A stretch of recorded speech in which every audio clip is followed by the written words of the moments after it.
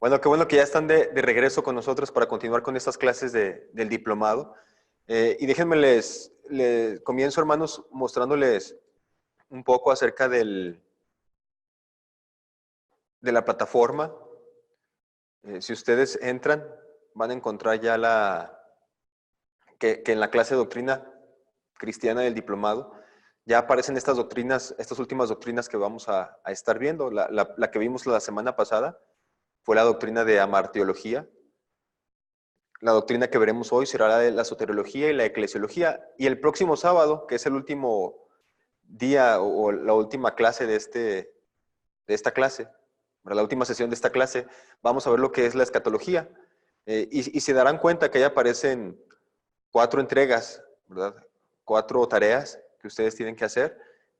Tienen que entregar una postura y comprensión personal de lo que entendieron sobre la doctrina del pecado. Los hermanos de Zacatecas entiendo que no estuvieron el sábado pasado, pero pueden ver el video ahí en el canal de YouTube y pueden obtener de otras fuentes también algunos datos. Y en 2 hojas, perdón, hermanos, en 2 hojas, básicamente el trabajo es escribir en 2 hojas lo que ustedes, cuál es su postura y qué es lo que entienden acerca de esas doctrinas que estamos viendo. Entonces, hay que entregar uno por cada doctrina, uno por amorteología, uno por soteriología, uno por eclesiología y otro por escatología. Entonces, son 4 trabajos. El de amarteología lo puse que se vence este martes 30 de julio, ya lo vimos la semana pasada. Hoy que vamos a ver la soteriología y la eclesiología, lo tienen para entregar el viernes de esta semana, el 2 de agosto. Y por último, la escatología lo pueden entregar hasta el viernes 9 de agosto porque se va a ver hasta el próximo sábado. Entonces, es como van a estarme entregando esas tareas. Les digo, son solamente 2 hojas de cada doctrina, de lo que ustedes, cuál es su postura y su comprensión personal acerca de cada doctrina. Además, les compartí por ahí los libros de texto de cada uno de ellos, o el material que utilizamos para explicar cada una de estas doctrinas. ¿Hay alguna duda, hermanos, que tengan respecto a esto? ¿Alguna duda o comentario?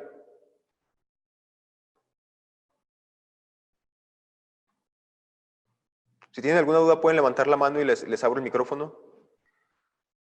¿Todo bien? Ok. Muy bien, hermanos. Pues vamos a comenzar. Vamos a comenzar en esta mañana con nuestra clase de hoy. Y vamos a ver esta doctrina, la primera doctrina que lee la soteriología. Y antes vamos a hacer una oración. Bendito Dios, gracias te doy, Señor, por tu palabra. Gracias te doy por la oportunidad, por esa bendición que tenemos de estar juntos a través de estos medios tecnológicos. Gracias, Padre, porque en cada región de nuestro país pues hay personas que adoran tu nombre, Padre, y gracias te damos por esa unidad que podemos tener, que aunque somos de diferentes lugares, el mismo Espíritu nos une, Señor, a todos. Gracias te damos por eso.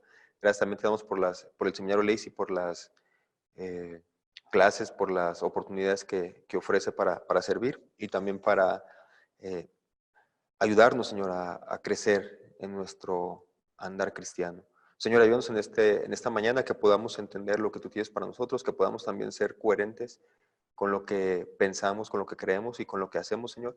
Y ayúdanos en el entendimiento de estas doctrinas, pues para comprenderlas, defender la fe y también, Señor, para estar seguros, Señor, de lo que nosotros como cristianos creemos. Te pido que seas con nosotros en Cristo Jesús. Amén. Bien, hermanos, vamos a ver hoy la doctrina de la soteriología. ¿Alguno de ustedes sabe lo que es la doctrina de la soteriología? ¿O sabe qué significa soteriología? ¿Sí, hermanos de Monterrey? Referente a la salvación, ¿no? Es referente a la salvación. Exactamente, hermana, ¿verdad? Es exactamente. La soteriología tiene que ver con la salvación. Esta palabra obviamente no la ocupamos mucho en las iglesias, la palabra soteriología, pero sí, si ustedes leen algún libro teológico o quizás algún libro de teología sistemática, se van a encontrar con que va a haber un apartado que se va a llamar soteriología. Y ustedes van a decir, caray, ¿qué es soteriología? Bueno, es eso, precisamente tiene que ver con la salvación. Esta palabra soteriología proviene del verbo griego soso, que significa salvar. El sustantivo, que es soter, significa salvador. Entonces, en griego, soso significa salvar y soter significa salvador. el verbo, ¿verdad? El verbo es soso, el sustantivo o el nombre es soter. Entonces, de ahí viene este término de soterología, que es el estudio, ¿verdad? El estudio de la doctrina de la salvación. Y nos vamos a dar cuenta, hermanos, que el estudio de la doctrina de la salvación es algo realmente amplio, es bastante más de lo que muchas veces pensamos, a veces creemos que la doctrina de la salvación simplemente es hablar acerca de cómo Cristo vino a rescatarnos a nosotros, y es parte del mensaje, pero va todavía un poco más allá porque incluye bastantes áreas del cristianismo que están metidas ahí en esa doctrina, que es la doctrina de la salvación. Y como una pregunta, hermanos, déjenme hacerles primero esto, a ver si ustedes quieren participar. Y díganme, ¿somos salvos de qué? Sí, vamos a hablar de la doctrina de la salvación, y está muy bien, pero ¿somos salvos de qué? ¿Quién quiere hablar, hermanos?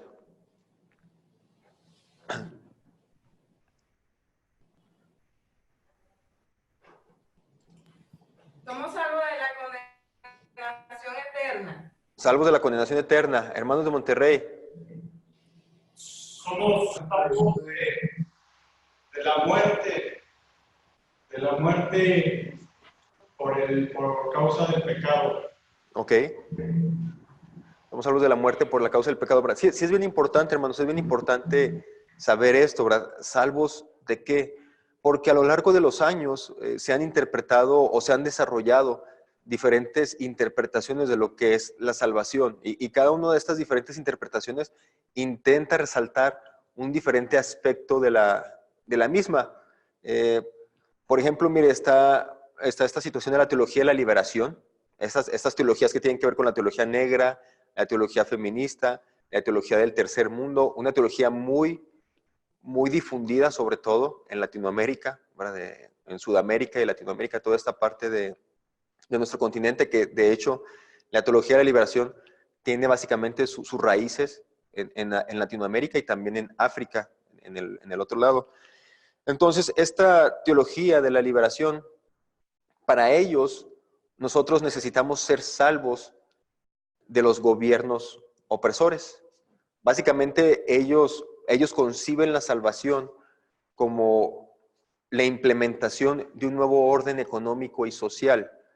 Básicamente, algunos teólogos de la liberación sí enfatizan o sí reconocen la necesidad de Cristo en el ser humano, pero para ellos la experiencia de la salvación tiene que darse, ¿verdad?, aquí en la tierra, y se refiere precisamente a este nuevo orden económico y social. Entonces, para ellos el énfasis del problema del individuo, del ser humano, el énfasis está en el problema con sus semejantes, en que la relación con sus semejantes está rota. Y entonces, por eso hay naciones ricas, naciones pobres. Las naciones ricas se aprovechan de las naciones pobres y hacen este énfasis en tratar de hacer revoluciones, de buscar de alguna manera un activismo social para que las naciones pobres se vuelvan naciones un poco más prósperas. Entonces, para ellos, básicamente se trata de que todo ser humano tiene que alcanzar un nivel de vida, podemos decir un buen nivel de vida, ¿verdad? O un nivel de vida, un nivel de vida de calidad. Es lo que busca más esta teología. Entonces, para ellos el problema principal está entre el ser humano con sus semejantes. Ese es el principal problema para ellos y se tiene que solucionar. La teología existencial, este tipo de teología enfatiza que el individuo tiene que ser salvo de sí mismo. De alguna manera tiene que resolver esta situación personal de depresión, de la falta de quererse a uno mismo, de la falta de crecimiento. Entonces, esta teología existencial básicamente enfatiza que el individuo tiene que cambiar su vida. Entonces, para ellos el problema no está tanto con Dios ni con el semejante, sino el problema está más bien con el individuo mismo, ¿verdad? Se tiene que aceptar como es, tiene que crecer, ¿verdad? Tiene que motivarse el individuo. Entonces, esta teología existencial pone su énfasis en eso, ¿verdad? Ser salvos de uno mismo, ¿verdad? De los problemas con los que uno ya nace, con los que uno es formado en las familias. La teología secular, hermanos, es bien importante porque está entrando sobre todo podemos decir, en las naciones más desarrolladas, y llámese por naciones desarrolladas, llámese toda Europa, Estados Unidos, algunas otras culturas como la japonesa también, ¿verdad? Culturas bastante secularistas, pero también ya estamos viendo mucho el secularismo en las ciudades más grandes de nuestro país. Obviamente por la influencia de Estados Unidos, el secularismo también está entrando a nuestro país. Y se ha desarrollado en cierta manera una teología, adoptando el secularismo, se ha adoptado una teología también en nuestro país. Y esta manera de pensar, de ser salvos en la teología secular, para ellos resulta que la salvación llega cuando los individuos se alejan de lo religioso para resolver sus problemas. Entonces, básicamente para ellos, Dios, por ejemplo, nos ha dado doctores para que nosotros crezcamos en el área de la medicina, investigaciones científicas y todo esto. Entonces, la teología secularista dice, antes le teníamos que pedir a Dios por la sanidad, porque obviamente no existía un crecimiento en lo científico, un crecimiento en la medicina. El día de hoy, que ya Dios nos ha dado todas esas capacidades para crear nuevos elementos médicos, para crear nuevas medicinas, para crear nuevos tratamientos, entonces ya el individuo ya no le tiene que pedir a Dios que lo cure, ¿verdad? Ahora lo tiene que curar la medicina, el doctor. Entonces, esta teología secular resalta que en cierta manera Dios nos ha creado a toda la humanidad, nos ha creado como si fuéramos un niñito, ¿no? O sea, unos infantiles, pero poco a poco nos ha dado los medios para que nosotros vayamos madurando, para que nosotros vayamos capacitándonos y en algún momento independizarnos de Dios. Entonces, para esta teología, el problema está con uno mismo, pero también está con sus semejantes, y hay que ver la manera de cómo utilizar todo para el bien del hombre sin tener que estarle pidiendo nada a Dios, porque para ellos el énfasis principal es finalmente, como quien dice, independizarse de Dios. O sea, es que el individuo ya ha llegado a la adultez y ahora ya no necesita más de Dios. Ese es el pensamiento de estas teologías que les estoy explicando. Entonces, finalmente entran en la rama, algunas en la rama evangélica, entran a la iglesia inclusive, sobre todo esta teología secular. Yo sí he escuchado a algunas personas que de repente hablan de la situación, sobre todo de la medicina, como, pues dejémoslo todo en manos de los doctores. Y nosotros pensamos, pues sí, obviamente Dios nos ha dado la medicina, no negamos eso, Dios nos ha dado la capacidad de razonar, la capacidad de investigar, no negamos nada de eso, pero finalmente quien tiene el control sobre la vida es Dios. Entonces, por eso los cristianos evangélicos seguimos pidiéndole a Dios. Obviamente entendemos que Dios puede obrar a través de la medicina, pero también puede obrar, si Él quiere, sin la medicina, ¿verdad? Entonces entendemos esa visión, pero jamás pensamos que el hombre no va a necesitar en ningún momento a Dios. Al contrario, ¿verdad? El hombre siempre va a ser dependiente de Dios. Ahora bien, la pregunta esta de salvos de qué es importante, y ahorita mencionaban ustedes, ¿verdad? Pues somos salvos de la condenación eterna, y tiene razón, ¿verdad? Pero en un cierto sentido, si se ponen a pensar, somos salvos de Dios mismo, ¿verdad? ¿Por qué? Porque somos salvados de tener que enfrentar la ira de Dios en su juicio final. Al decir ustedes somos salvos de la condenación final, pues finalmente es Dios al mismo tiempo el Salvador, pero también es el mismo tiempo de quien somos salvados, porque finalmente su juicio es una manifestación de su ira. Entonces somos salvos de la ira de Dios. Y la ira de Dios obviamente se va a manifestar en el infierno, se va a manifestar en ese tormento eterno, pero somos salvos precisamente de su justicia, porque Dios en su justicia tiene que darle a cada quien lo que se merece. Entonces, lo único que podemos merecer los seres humanos es la muerte. Lo justo sería que Dios nos diera a cada uno de nosotros la muerte, eso sería lo justo.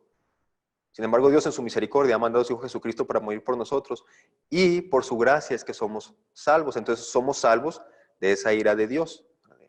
Entonces, en un sentido mismo, somos salvos de Dios. Vamos a platicar algunos aspectos de esta doctrina. Miren, como por ejemplo estos. Hemos mencionado que en el problema del ser humano, los que estuvieron la ocasión pasada y hablábamos acerca de la doctrina del pecado, notamos estos aspectos. Por un lado, el individuo ha roto su relación con Dios. Es la relación que se ha roto, ¿verdad? Y esa relación rota con Dios ha generado en el individuo una naturaleza corrompida, una naturaleza corrupta. Y esa naturaleza corrupta ha hecho que el individuo distorsione, ¿verdad?, o corrompa sus relaciones con los semejantes. Cuando vemos aquí una relación rota con Dios, nos damos cuenta que el ser humano ha sido incapaz de cumplir con las expectativas de Dios. O sea, es muy simple. Dios dio algunos mandamientos al ser humano. El ser humano transgredió, es decir, rompió, traspasó esos mandamientos, esos límites de la ley de Dios, y no hizo, ¿verdad?, lo que Dios pedía en esa ley. Entonces, desviarse de la ley, transgredir la ley, ¿verdad?, romper la ley, tiene consecuencias. Si usted rompe una ley de la Constitución política de los Estados Unidos mexicanos, si usted rompe una ley, usted se hace automáticamente culpable. Ha roto una ley, o si rompe una ley del tránsito, también se vuelve culpable. No significa que sea castigado. A veces rompemos las leyes y no nos castigan, ¿verdad?, por romper la ley, ni siquiera se da cuenta del tránsito. Pero eso no significa que no seamos culpables. Somos culpables porque hemos roto, hemos transgredido esa ley. Entonces, esa culpabilidad por haber roto la ley nos trae la posibilidad de ser castigados. Ahora bien, eso es importante, hermanos, porque el hombre ha roto esta relación con Dios por su pecado. Luego después nos damos cuenta que cuando el pecado entró, allá en Génesis, el ser humano se corrompió, ¿verdad?, se corrompió en su interior. Ahora vemos que hay una inclinación natural hacia el mal, hay una inclinación al pecado. En cierta manera podemos decir que hay una preferencia hacia el mal, ¿verdad? Hay una preferencia hacia alejarse del bien, de manera que tendemos a hacer el mal. Y esto nos trae un conflicto interno dentro del ser humano, trae estos conflictos dentro de él, y también trae una desorientación personal. Y esta naturaleza corrompida, como les mencionaba a ustedes, que lo podemos ver ahí en Génesis bien claramente, lo vimos la semana pasada, no lo voy a repetir, nos trae después una distorsión en nuestras relaciones con nuestros semejantes. Entonces, nuestra ruptura en nuestra relación con Dios y nuestra naturaleza corrompida perturba nuestras relaciones con las otras personas. De tal manera que, como mencionábamos la ocasión pasada, el pecado inclusive adquiere dimensiones colectivas. Es decir, pecamos como toda una sociedad. Toda la estructura ocasiona perjuicios y daños sobre individuos y grupos minoritarios. Entonces, todos básicamente hemos pecado, y como grupo, como conjunto, seguimos pecando continuamente. Entonces, estos son problemas o son aspectos del problema del pecado en el hombre. Entonces, hermanos, yo le puse a esta diapositiva dos flechitas aquí, ¿verdad? Porque quiero que noten esto, hermanos, que la relación con Dios, la relación rota con Dios, es la relación más importante que se tiene que sanar. Tú no puedes mejorar tu relación con los semejantes, tú no puedes mejorar tu relación contigo mismo si antes no has solucionado la relación rota con Dios. Por eso estas otras teologías, la teología feminista, ¿verdad?, la teología de la liberación, que hacen su énfasis en las relaciones con los semejantes, o la teología existencial, que hace su énfasis en salvar al individuo de sí mismo, sí presentan aspectos de la salvación, pero son parciales, ¿verdad?, están sesgadas, solamente presentan un aspecto de la salvación. Para que todo lo demás pueda mejorar, lo más importante es que el individuo mejore su relación con Dios, o restablezca, será lo correcto, restablezca su relación con Dios. ¿Sí me estoy explicando hasta aquí, verdad? O sea, el origen del problema en el hombre está en su relación rota con Dios. Ahí está el origen del problema del hombre.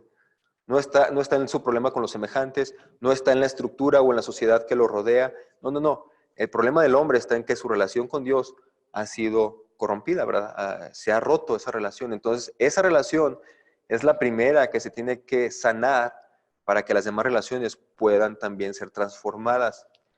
Y de hecho hay un inicio en la salvación.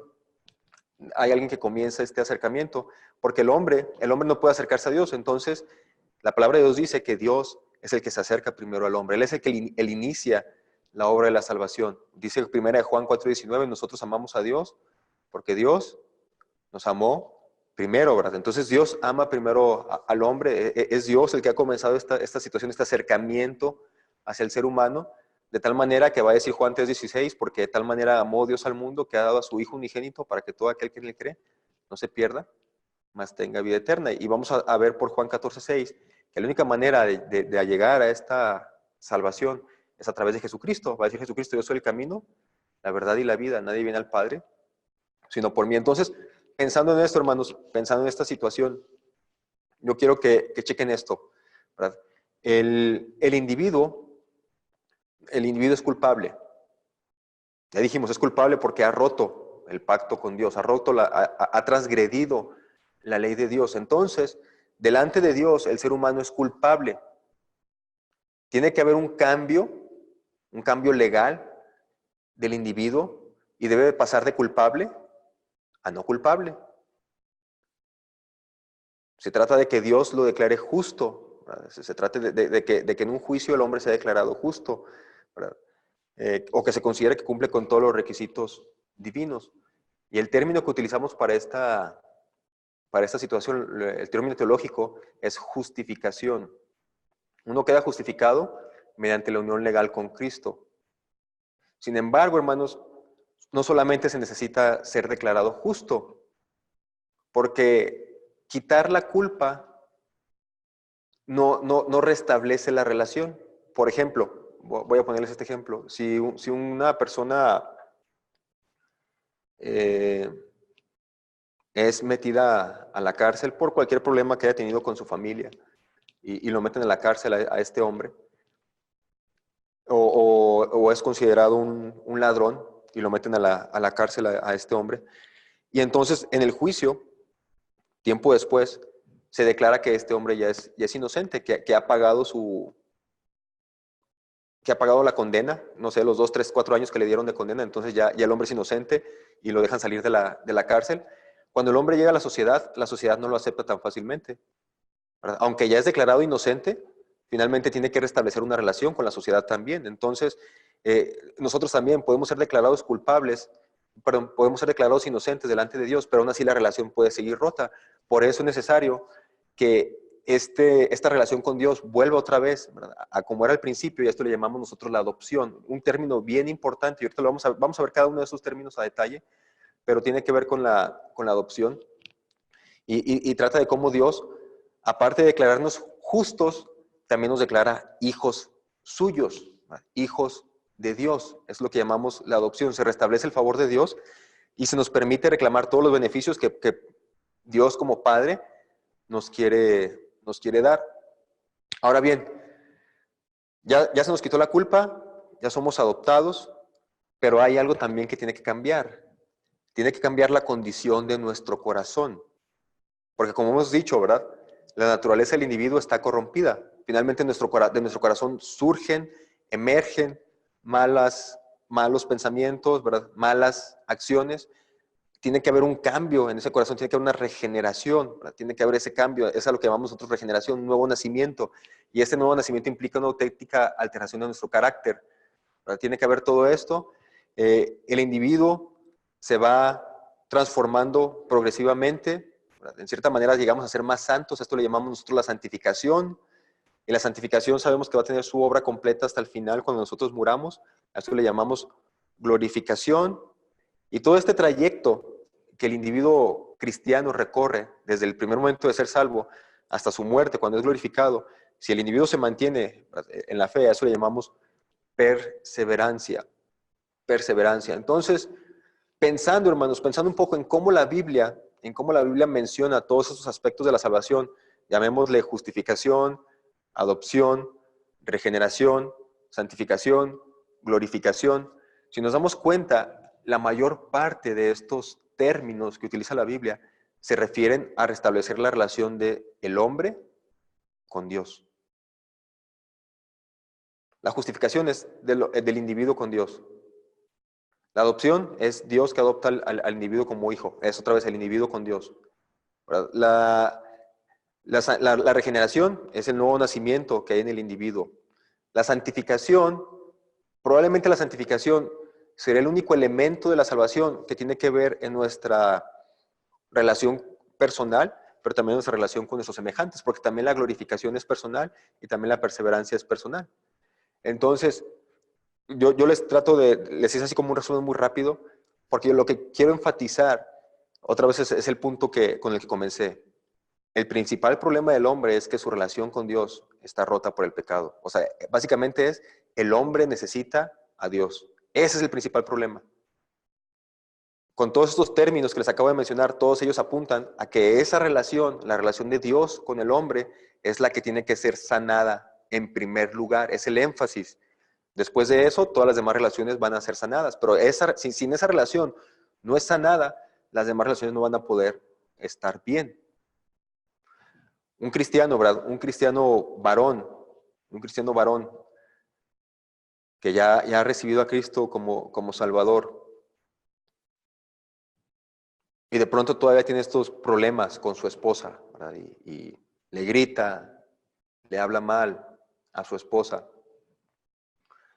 El problema principal de ese hombre no es su mujer y tampoco es su carácter personal. El problema principal de ese hombre es que falta que tenga el temor correcto de Dios.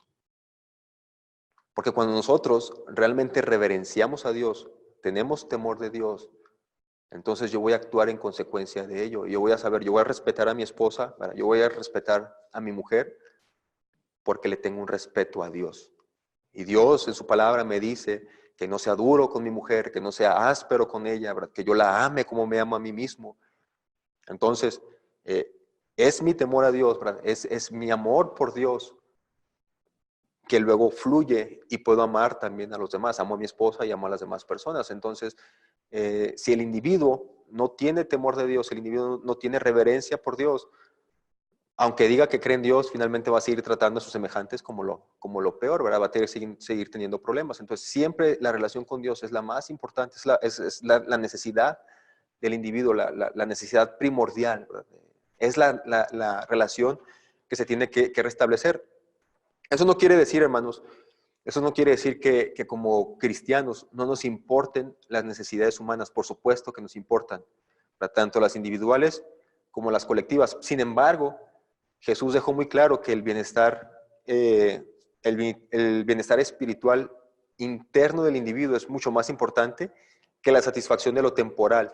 Y les estoy diciendo esto, hermanos, porque últimamente, o van a ver ustedes bastantes enseñanzas acerca de que es bien importante hacer acción social. Y no digo que no, ¿verdad? Estoy totalmente de acuerdo en que es muy importante hacer acción social. Pero hacer acción social sin presentar el Evangelio o sin tener en mente que lo más importante, ¿verdad?, es esta situación del individuo con Dios. Hacer acción social nada más por hacer acción social, básicamente no ataca el problema principal del ser humano. En algún momento Jesucristo dijo, ¿verdad?, si tu ojo derecho te es ocasión de caer, sácalo y échalo de ti, pues mejor te es que se pierda uno de tus miembros y no que todo tu cuerpo sea arrojado al infierno. O si tu mano te es ocasión de caer, córtala y échala de ti, pues mejor es que se pierda uno de tus miembros y no que todo tu cuerpo sea arrojado al infierno. En Marcos Jesucristo también dijo, ¿verdad?, ¿de qué le sirve a un hombre ganar a todo el mundo si pierde su alma? Entonces, sí creemos en la acción social, pero si decimos que vamos a evangelizar, entonces el evangelismo incluye esto, ¿verdad? Lo principal es que el hombre ha roto su relación con Dios y necesita sanar esa relación para que todo lo demás sea sanado. Relación personal, relación con los semejantes, las estructuras y todo lo demás pueda cambiar. Tiene que ser primero transformado el individuo como persona. ¿Algún comentario, hermanos, que tengan? ¿Duda? ¿Pregunta?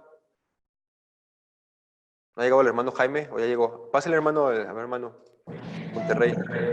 Buenos días, hermano. Buenos días. Hermano Jaime, ahí en las escuelitas de verano, ahí hemos seguido Ok. Pero bueno, pues siempre está su corazón con nosotros, ¿verdad? Sí. Quiero hacer un comentario a lo que usted está diciendo acerca de esos tres aspectos. Y es de suma importancia que muchas veces, siempre la gente lo entendamos.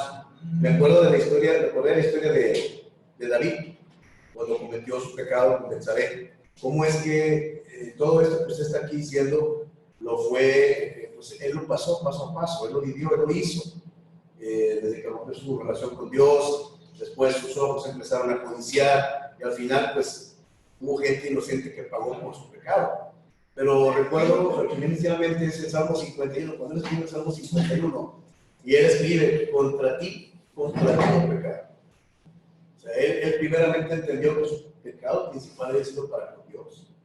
Su pecado principal había sido contra el cielo.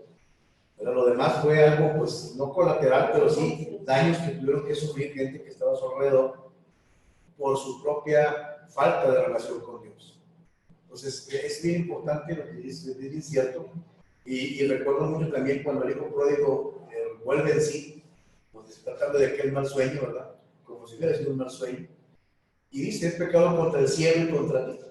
Y ya no soy digno de ser llamado tu hijo. Él entendía que su principal pecado, su principal falla, había sido contra el Señor, contra Dios.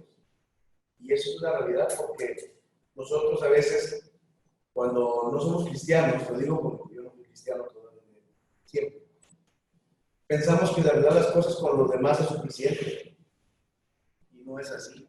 Porque nuestro principal problema es que está rota mi relación con Dios. Mientras yo no aprenda a doblar mi rodilla, a pedirle perdón a Dios de lo que he hecho, no se va a solucionar las demás cosas de una manera real. Porque pues, siempre habrá ese perdón a la gente que ha ofendido. Pero mientras no le pida perdón a mi Dios, la relación sigue igual. Porque va a seguir siendo lo mismo, y es un círculo vicioso. Sí. Creo yo que por ahí esa lección debe quedarnos, sobre todo para compartirla con aquellos que no conocen así. Muchas gracias, hermano. Sí, por nada, hermano. ¿Alguien más, hermanos? Vamos de Zacatecas, ¿todo bien? Bueno, creo que sí, todo bien. No levanta la mano. Yo sí los estoy viendo, hermanos, ¿eh? A lo mejor ustedes piensan que por la presentación, no sé si me voy yo ahí la carita y chiquita o no sé, pero yo a ustedes sí los estoy viendo, entonces cuando ustedes levantan la mano o algo, sí me doy cuenta de todo eso. Bien, les decía que la salvación implica muchos términos en la Biblia y no solamente se trata como de esta situación de aceptar a Cristo y vas a ser salvo, ¿verdad? No, o sea, realmente incluye muchas cosas y es lo que quiero que veamos. Miren, por un lado, la salvación incluye, podemos decir que en primer lugar, una conversión, una conversión de la persona. Y aquí está una definición, ¿verdad? La conversión es el acto de darle la espalda al pecado, arrepintiéndose y volviéndose hacia Cristo con fe. Ahí hay que quitar la D. Solamente es el acto de darle la espalda al pecado, arrepintiéndose y volviéndose hacia Cristo con fe. Entonces, la conversión implica estos dos elementos, arrepentimiento y fe, ¿verdad? Y los dos son inseparables. Uno lleva al otro. Cuando somos nosotros conscientes de nuestro pecado y nos apartamos del pecado, vemos la necesidad de que tenemos que volvernos hacia otra persona, en este caso hacia Cristo. Entonces, nos damos cuenta, ¿verdad? Nos arrepentimos del pecado, pero sabemos que tenemos que volvernos hacia otra persona, y en este caso es Cristo. De igual modo, creer en Cristo, si nosotros decimos que tenemos fe en Cristo, entonces creer en Cristo nos hace conscientes de nuestro pecado y nos conduce al arrepentimiento. Entonces, la conversión siempre va a implicar estos dos elementos, arrepentimiento y fe. Y el arrepentimiento, hermanos, es como un remordimiento por nuestro pecado, pero no solamente es un remordimiento, va unido a la resolución, o sea, a la decisión, al deseo de alejarse del pecado. Básicamente es como viene aquí en el asunto de la conversión, o sea, es darle la espalda al pecado, cambiar de dirección, como muchos han también dicho, ¿verdad? O lo han interpretado. Entonces, ese es el arrepentimiento, no simplemente se trata de sentir culpabilidad por el pecado, no se trata de sentirse feo, ¿verdad? No, sino que se trata realmente de querer, de anhelar cambiar la situación. Entonces, nos damos cuenta de que necesitamos arrepentirnos porque finalmente hemos pecado contra un Dios que es santo. Y entonces el daño, como mencionaba bien el hermano, ¿verdad? El daño se lo hemos hecho a Dios y por eso nos arrepentimos de de Él. El arrepentimiento existe aunque no se haya sufrido ninguna, por así decirlo, ningún castigo por el pecado. Por ejemplo, supongamos que un hombre le es infiel a su mujer, y si, un hombre que es cristiano y siente dentro de él esta culpabilidad, siente de él este anhelo por ya no volverlo a hacer, ¿verdad? Y dolor y todo eso. Puede ser que finalmente, supongamos, nadie se da cuenta nunca, su esposa nunca se dio cuenta, nadie se dio cuenta, solamente él lo sabe. Y entonces el hombre puede arrepentirse de su pecado, aunque no haya sufrido una consecuencia temporal de él. Delante de Dios, obviamente, él le va a pedir perdón y Dios lo va a perdonar. Entonces, el arrepentimiento verdadero está presente, aunque no se sufran las consecuencias del castigo por el pecado. Porque un verdadero cristiano, un verdadero creyente, el Espíritu Santo le está hablando a su corazón. Entonces, aunque no haya castigo, el verdadero cristiano va a estarse arrepintiendo continuamente de su pecado. Ahora bien, hay mucho material bíblico que nos destaca que el arrepentimiento no es opcional. No es opcional, ¿verdad? Es indispensable. De hecho, si nos vamos a los evangelios, el mensaje de Juan el Bautista, ¿cuál era? Arrepentíos. Ese era el mensaje de Juan el Bautista, arrepentíos. Básicamente podemos decir que ese era todo su ministerio de Juan el Bautista, predicar el arrepentimiento para el perdón de pecados. Jesucristo, cuando comenzó su ministerio, también comenzó muy parecido, ¿verdad? En Mateo 4:17 vemos que dice, arrepentíos porque el reino de los cielos se ha acercado. Y también al final de su ministerio, antes de irse, les dijo a sus discípulos acerca de la misión que ellos tenían que hacer. Y él les hablaba acerca de que en su predicación iban a tener que hablar bastante del arrepentimiento. Y les dijo, así está escrito, y así fue necesario que el Cristo padeciera y resucitara de los muertos al tercer día. Y que se predicara en su nombre el arrepentimiento y el perdón de pecados en todas las naciones, comenzando desde Jerusalén. Entonces, Jesucristo les está diciendo a los discípulos, básicamente, que cuando ellos comiencen a ministrar o cuando comience el ministerio de la iglesia, entonces el contenido de la predicación va a ser el arrepentimiento y el perdón de pecados, ¿verdad? Es muy importante el arrepentimiento, entonces no podemos separarlo. La fe a la que se refiere aquí en la conversión es el tipo de fe que se requiere o que implica creer en y creer que. Porque muchas veces podemos decir que creemos en Dios, pero la pregunta es, ¿le creemos a Dios? Santiago va a decir que los demonios también creen y tiemblan. O sea, ¿tú crees que Dios existe? Bueno, los demonios también. Entonces, no se trata solamente de creer que Dios existe, sino también se trata de creer lo que Dios dice, o sea, creerle a Dios. Y si Dios dice que somos pecadores y que la única manera en la que podemos ser salvos es a través de Jesucristo, significa que yo tengo que aceptar el sacrificio de Cristo en mi vida para entonces yo poder ser salvo. Entonces, el objeto de la fe es bien importante. Es bien importante esto, hermanos. Por eso les estoy diciendo que la fe es también muy necesaria para la conversión. Un musulmán tiene fe. Un testigo de Jehová tiene fe. Un católico tiene fe. Un satánico tiene fe también.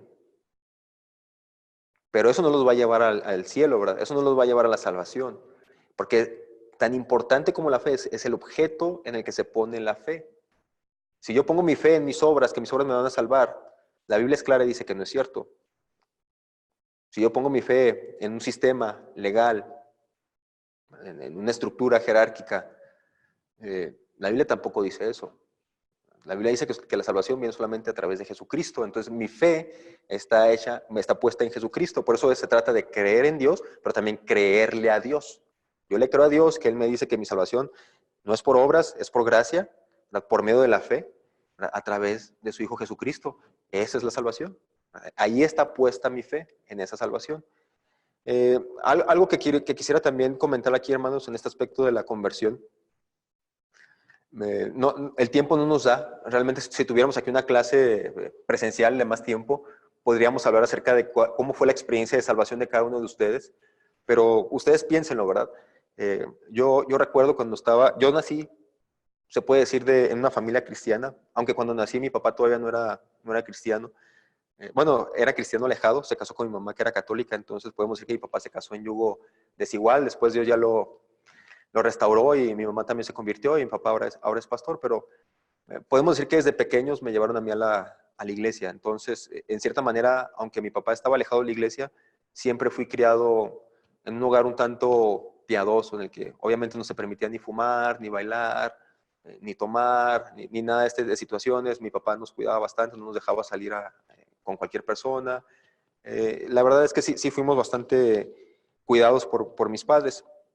Entonces, cuando yo llegaba al templo y escuchaba que alguien hablaba acerca de su conversión, va a presentar su testimonio el hermano fulanito.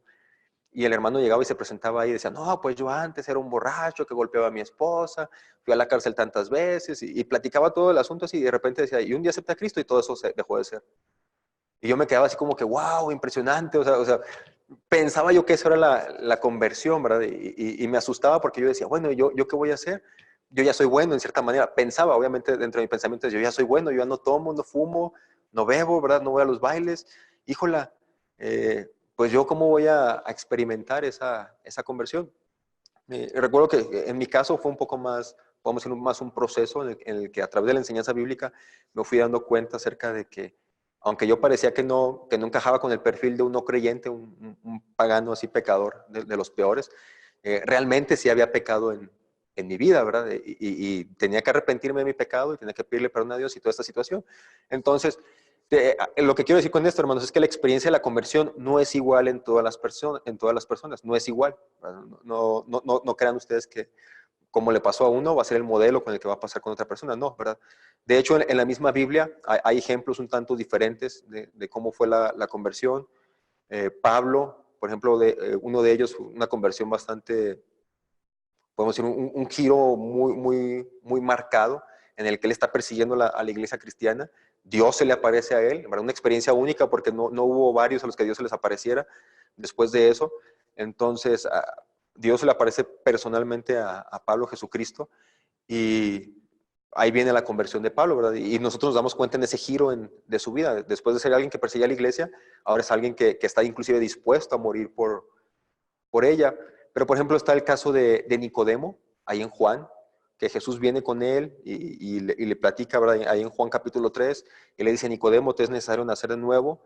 Y como que Nicodemo sí quiere y no quiere porque tiene miedo de los... De hecho, Jesucristo viene a visitarlo una noche y como que Nicodemo tiene miedo de que los demás maestros, los demás religiosos se den cuenta de que va a buscar a Jesús. Entonces Nicodemo como que está ahí como que sí quiere y no quiere, y ahí está en ese proceso. Al final ya nos damos cuenta al final del Evangelio, en Juan 19, pues que Nicodemo sí acepta a Cristo, pero no nos damos cuenta realmente cómo fue su conversión, ¿verdad? Fue seguramente paulatina. Nos damos también cuenta de esta situación en el caso de Lidia, ahí en Hechos. Parece que su conversión fue algo muy sencilla y calmada. Simplemente dice la palabra de Dios que el Señor le abrió el corazón para que estuviera atenta a lo que Pablo decía. Es todo. Entonces no hay así como que algo muy llamativo, ¿verdad? Que podamos decir como en otras personas. Entonces, hermanos, las conversiones depende mucho de la circunstancia de la persona, desde dónde lo está rescatando Dios, pero sí tenemos que entender que pueden ser diferentes, ¿verdad? Y en algunos casos, algunas personas van a ser bien claras en el dato, van a decir, a mí me salvó Cristo el 5 de mayo del 1900X a las 3:35 con la predicación tal, ahí fue donde yo cambié. Y otros no, ¿verdad? Otros, sobre todo más los que quizás crecen en la iglesia cristiana desde pequeños, se van dando cuenta poco a poco de su incapacidad de ser salvos por sí mismo y le entregan su vida a Dios en algún momento, ¿verdad? Y ya le dieron una vuelta, ya dieron una media vuelta, ¿verdad? Y ya están siguiendo ahora a Dios. Entonces, es un aspecto interesante de la conversión que no tenemos por qué nosotros manipular o no manipular, sino más bien como querer que el Espíritu Santo obre igual en todas las personas, ¿verdad? Eso es exclusivo del Espíritu Santo, cómo obra y cómo Él trae a la conversión a los que salva, ¿verdad? Entonces, es algo de la conversión. Seguimos con la regeneración. Y hablábamos de que el corazón del hombre tiene que ser cambiado, ¿verdad? Y podemos decir que la regeneración es totalmente obra de Dios. Es esa transformación que Dios hace de los creyentes individuales, les da nueva vida, ¿verdad? Cuando ellos aceptan a Cristo. Entonces el hombre está muerto espiritualmente y necesita este nuevo nacimiento, necesita este nacimiento espiritual, el nacimiento que le decía Jesús a Nicodemo, ¿verdad? Te es necesario nacer de nuevo, te es necesario nacer de nuevo. En el Antiguo Testamento, hermanos, también aparece esta idea del nuevo corazón. Por ejemplo, en Ezequiel 11, del 19 al 20, dice ahí, y les daré un nuevo corazón y pondré en ellos un nuevo espíritu. Quitaré el corazón de piedra de en medio de su carne y les daré un corazón de carne, para que anden en mis ordenanzas y guarden mis decretos y los cumplan, y sean mi pueblo y yo sea su Dios. Entonces, necesitamos este nuevo corazón porque nuestro corazón, corrompido por el mal, no quiere ni busca lo bueno. Pero ahora ustedes, hermanos, si ustedes son verdaderamente salvos, no me dejarán mentir, pero ahora ustedes que tienen este nuevo corazón que Dios ha puesto en ustedes, se darán cuenta de que sí es cierto que en ocasiones el mal está ahí y nos está tentando, pero nosotros internamente estamos deseando siempre obedecer a Dios.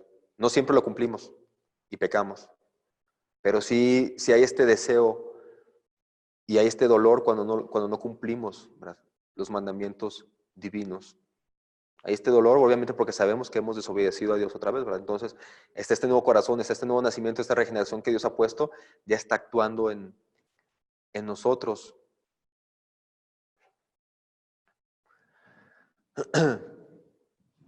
Entonces, hablando un poquito acerca de la conversión y la regeneración y pensando un poco en las otras, lo que les comentaba al principio, las teologías de salvación o los pensamientos que tienen otros teólogos, o cómo se ha metido otros pensamientos de la teología de la liberación, la teología existencial y todo eso, nos damos cuenta, hermanos, que la naturaleza humana no puede verse alterada por las reformas sociales o la educación. Hay algunas personas que piensan, mientras tú cambies, o mientras tú eduques al individuo, o mientras tú cambies el ambiente en el que vive, va a ser transformada la persona. La Biblia dice que no es cierto eso. La Biblia dice que esta nueva regeneración, esta nueva manera de pensar, esta nueva manera de actuar, solamente puede ser obrada por Dios y por su Santo Espíritu. Entonces, el enfoque debe ser al revés. A veces pensamos, modificamos todo lo de afuera, ¿verdad? Modificamos todas las estructuras, ponemos escuelas, ponemos hospitales, hacemos todo eso y automáticamente todos los que están ahí adentro se van a hacer cristianos. A veces pensamos así, ¿verdad? Y es lo contrario. Primero se tiene que cambiar, ¿verdad?, al individuo para que el individuo entonces haga sus cambios hacia afuera, ¿verdad? El individuo ya transformado transforma ahora sí la sociedad. Entonces vemos eso, lo estamos viendo en la regeneración. Por otro lado, nos damos cuenta a través del arrepentimiento que el comienzo de la vida cristiana reconoce o exige que reconozcamos que somos pecadores y que tenemos que estar decididos a abandonar nuestra vida egoísta. Ya luego hablamos con el arrepentimiento, ¿verdad? Es el comienzo de la vida cristiana, reconocer que somos pecadores y estamos decididos a abandonar nuestra forma de vida egoísta. No podemos hacerlo por nuestras propias fuerzas, por eso necesitamos a Dios. Y hablábamos de la fe, ¿verdad?, que exige que creamos en Dios y en lo que Él ha hecho, ¿verdad? No solamente es creer en Dios, sino creerle a Dios. Y requiere este compromiso con Dios también. Y hablamos también un poco de que la conversión es un tanto diferente de una a otra. Lo que importa es que haya arrepentimiento y fe genuinos. Y finalmente, si hay arrepentimiento y fe, va a haber conversión y va a haber, obviamente, regeneración. Otro aspecto de la salvación es la unión con Cristo. Este tema o este aspecto de la salvación casi no se toca, ni siquiera en los sermones, ¿verdad? A veces ni siquiera lo vemos. Y este tema es bien importante, hermanos, el de la unión con Cristo, porque implica demasiados asuntos. Fíjense, la definición dice así: la Biblia muestra que en la salvación, Cristo y el creyente están uno en el otro. O sea, el hombre está en Cristo y Cristo está en el hombre. Ahora bien, es un término que no alcanzamos a comprender completamente, quizás por eso no lo hablamos tanto en nuestras enseñanzas. No lo alcanzamos a entender completamente. De hecho, Pablo va a decir que que Cristo está unido al hombre, así como el hombre está unido a su mujer en el matrimonio. Dice, pero este es un gran misterio. Entonces, Pablo también dice que es difícil, que es un misterio cómo se da esta unión entre Cristo y su iglesia, y dice que es también igual de misteriosa que la unión entre el hombre y la mujer en el matrimonio. Entonces, es un término un poco complicado, pero que implica demasiadas cosas. Fíjense bien, les voy a dar algunos pasajes para que vean de cómo la Biblia sí nos muestra que Cristo está en el hombre y también que el hombre está en Cristo. Miren, el creyente está en Cristo. Por ejemplo, 2 Corintios 5:17 dice esto: de modo que si alguno está en Cristo, entonces el creyente en Cristo, de modo que si alguno está en Cristo, nueva criatura es. Las cosas viejas pasaron, todas son hechas nuevas.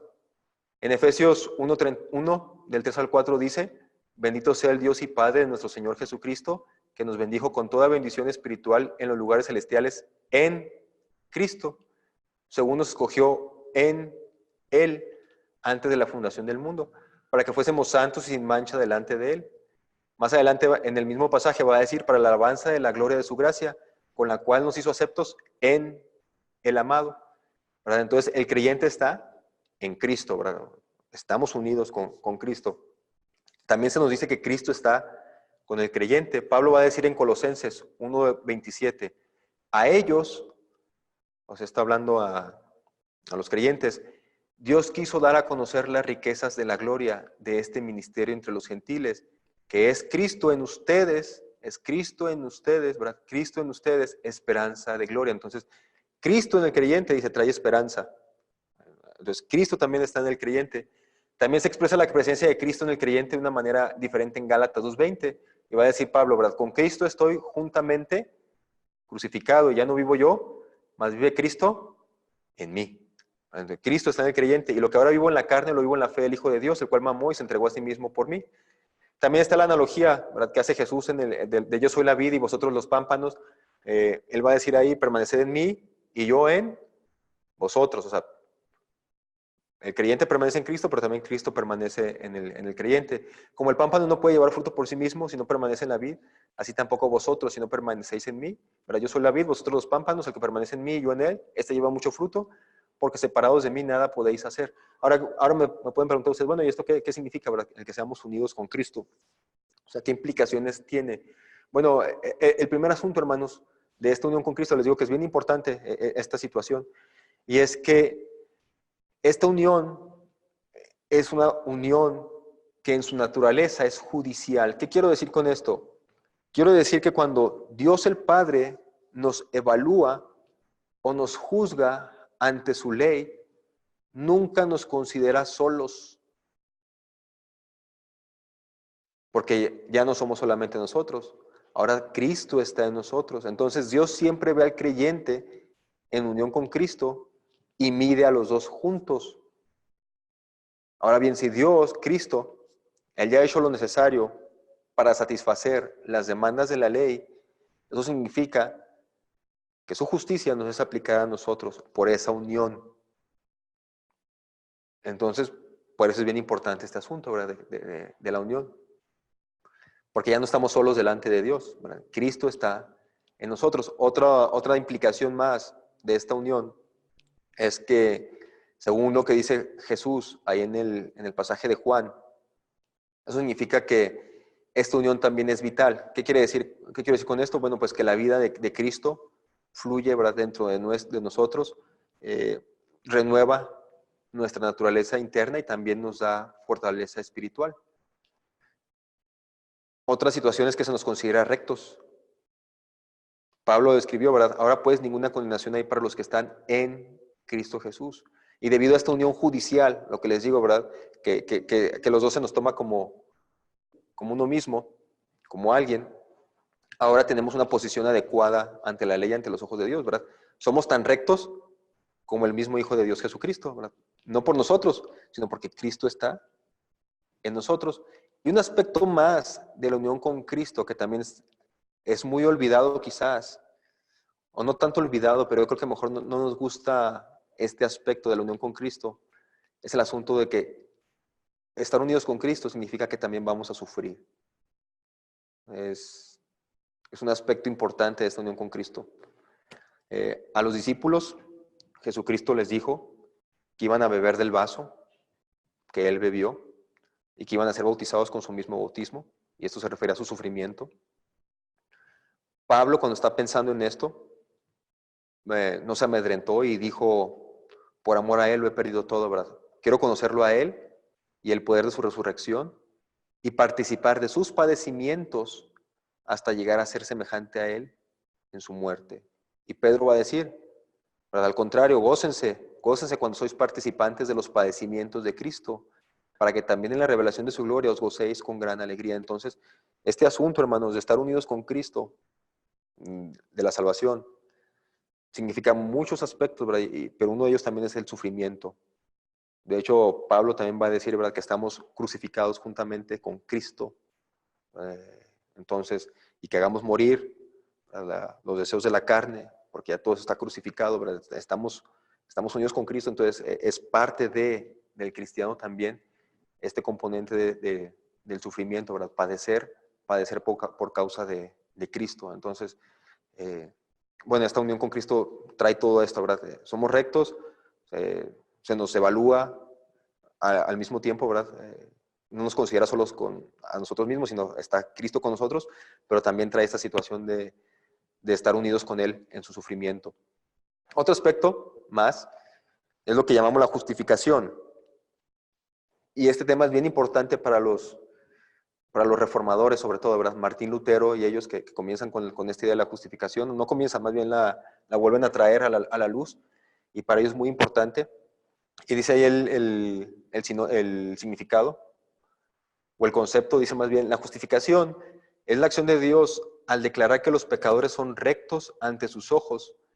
La justicia de Cristo es atribuida al pecador y por lo tanto es perdonado. Entonces hablábamos de esta situación de que nuestro pecado nos ha vuelto culpables, hemos roto la ley de Dios, y entonces Dios tiene que, de alguna manera, que declararnos justos a través de esta unión con Cristo. Y esta justificación no es otra cosa, hermanos, más que simplemente que lo que Jesucristo ya hizo, que fue cumplir a cabalidad la ley del Padre, entonces la justicia de Él le es atribuida al creyente. Entonces por eso decimos que la salvación es por gracia, porque ninguno de nosotros la podría alcanzar por sus propias obras, ¿verdad? Ninguno de nosotros puede cumplir a cabalidad la ley de Dios. Sin embargo, hubo alguien que sí lo hizo y ahora su justicia nos es atribuido a nosotros. A veces este principio de la salvación por gracia es difícil de aceptar. Algo que Martín Lutero apuntaba bastante, ¿verdad?, acerca de que la salvación solamente es por gracia y que la justicia de Cristo es imputada o es atribuida al ser humano al aceptar el sacrificio de Cristo. Y este principio a veces es complicado, ¿verdad? El aceptar que la salvación es solamente por gracia y por lo regular siempre estamos como queriéndole meter algo más. Bueno, sí somos salvos por gracia, pero más, ¿verdad? Le agregamos otra cosita más. Sí somos salvos por gracia, pero hay que agregarle esta otra cosita. Por ejemplo, en Galacia, el problema de legalismo era bastante común, ¿verdad? Bueno, si eres salvo, pero tienes que volverte judío otra vez, o sea, ser judío. A los gentiles se les pedía eso, porque de alguna manera, como que internamente, no nos parece correcto como que recibamos la salvación sin tener nada que hacer o sin tener como que sufrir por nuestros pecados. Pensamos así, ¿verdad? Y entonces como que siempre está el ser humano pensando que puede hacer algo por lograr su salvación, o quizás también tiene que ver quizás con nuestro deseo de independencia, de no depender completamente de Dios, de hacer algo más por Dios, pensar que podemos hacer algo por Él. Entonces pasa esta situación de que a veces no se acepta tan fácilmente la salvación por gracia, pero también pasa el otro extremo. El otro extremo es de que algunas personas, como aceptan el principio de que no tienen que trabajar para recibir la salvación, entonces se van al otro extremo de que, bueno, como no tengo que hacer nada para recibir la salvación, acepto a Cristo y puedo comportarme como yo quiera, ¿verdad? Hacer lo que yo quiera, finalmente la salvación no se va a perder, y entonces se vuelven, el término teológico es antinomianista, básicamente que se vuelven sin ley, ¿verdad? No creen en ninguna ley, no aceptan ninguna ley. Sin embargo, nos damos cuenta que el creyente no es verdad que tenga libertad para hacer lo que quiera para lo que quiera hacer. El creyente ahora está sometido a la ley de Dios. Entonces sí existe una ley para el creyente, es la ley de de Dios. Entonces no es tampoco que el creyente no tiene que cumplir ninguna ley. Es verdad, no tenemos que cumplir ninguna ley para salvación, pero finalmente sí estamos sometidos a la ley de Dios.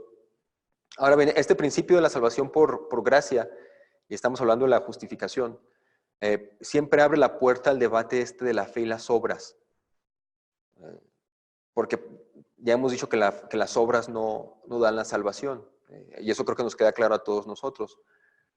Pero, bíblicamente, hermanos, nosotros sabemos que la salvación produce obras.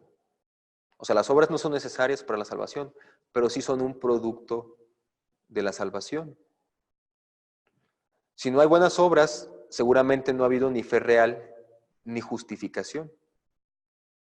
Porque, como hemos dicho anteriormente, la salvación comienza con una conversión y trae una regeneración, trae un nuevo nacimiento, trae un nuevo pensamiento, trae una manera de actuar, pero también trae una unión con Cristo. Básicamente, ¿qué está diciendo? Bueno, que vamos a empezar a comportarnos como Cristo lo haría.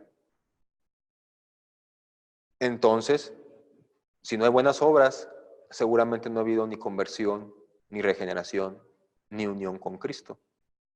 Entonces, las obras sí son, en cierta manera, una evidencia de una salvación. No son necesarias para salvación, pero sí son evidencia de una salvación. Ahora también, hermanos, aparte de este asunto de la fe y las obras, hay otro asunto más con la justificación. Porque podemos decir, bueno, si Dios nos ha declarado justos ante sus ojos, ¿cómo es posible que sigamos sufriendo las consecuencias de nuestro pecado? Por ejemplo, imaginen ustedes un padre de familia que se pone ebrio, que se pone borracho y que en medio de su borrachera mata a su familia, pero luego se arrepiente y Dios lo perdona y lo declara justo. El hecho de que Dios lo declare justo no significa que va a devolver la vida de la familia, o sea, que va a revertir las consecuencias del pecado que cometió. Entonces, el que Dios nos declare justos cuando aceptamos su salvación no significa que no suframos las consecuencias temporales del pecado. Las consecuencias eternas se han desaparecido, es decir, ya no vamos a ser condenados eternamente, ya no vamos a ser objeto de la ira de Dios. Eso ya desapareció. Pero mientras sigamos viviendo aquí en la tierra, sí vamos a seguir sufriendo las consecuencias temporales del pecado, porque algunas de esas consecuencias son básicamente acción-reacción, ¿verdad? Haces algo malo y te meten a la cárcel, o sea, básicamente es acción-reacción. Entonces, el hecho de que sigamos sufriendo las consecuencias temporales del pecado no significa que Dios no nos haya perdonado o que Dios no nos haya declarado justos, ¿verdad? O sea, finalmente seguimos viviendo en este mundo que Dios ya ha dispuesto con ciertas leyes, ¿verdad? Con ciertas estructuras. Entonces seguimos sometidos a este plano temporal, vamos a seguir sufriendo esas consecuencias, pero las consecuencias eternas ya han sido ahora sí canceladas, ¿verdad? Han sido perdonadas y el pecador ha sido justificado. Entonces, algunos aspectos importantes de la justificación son esos. Otro aspecto importante de la salvación va a venir a ser la adopción.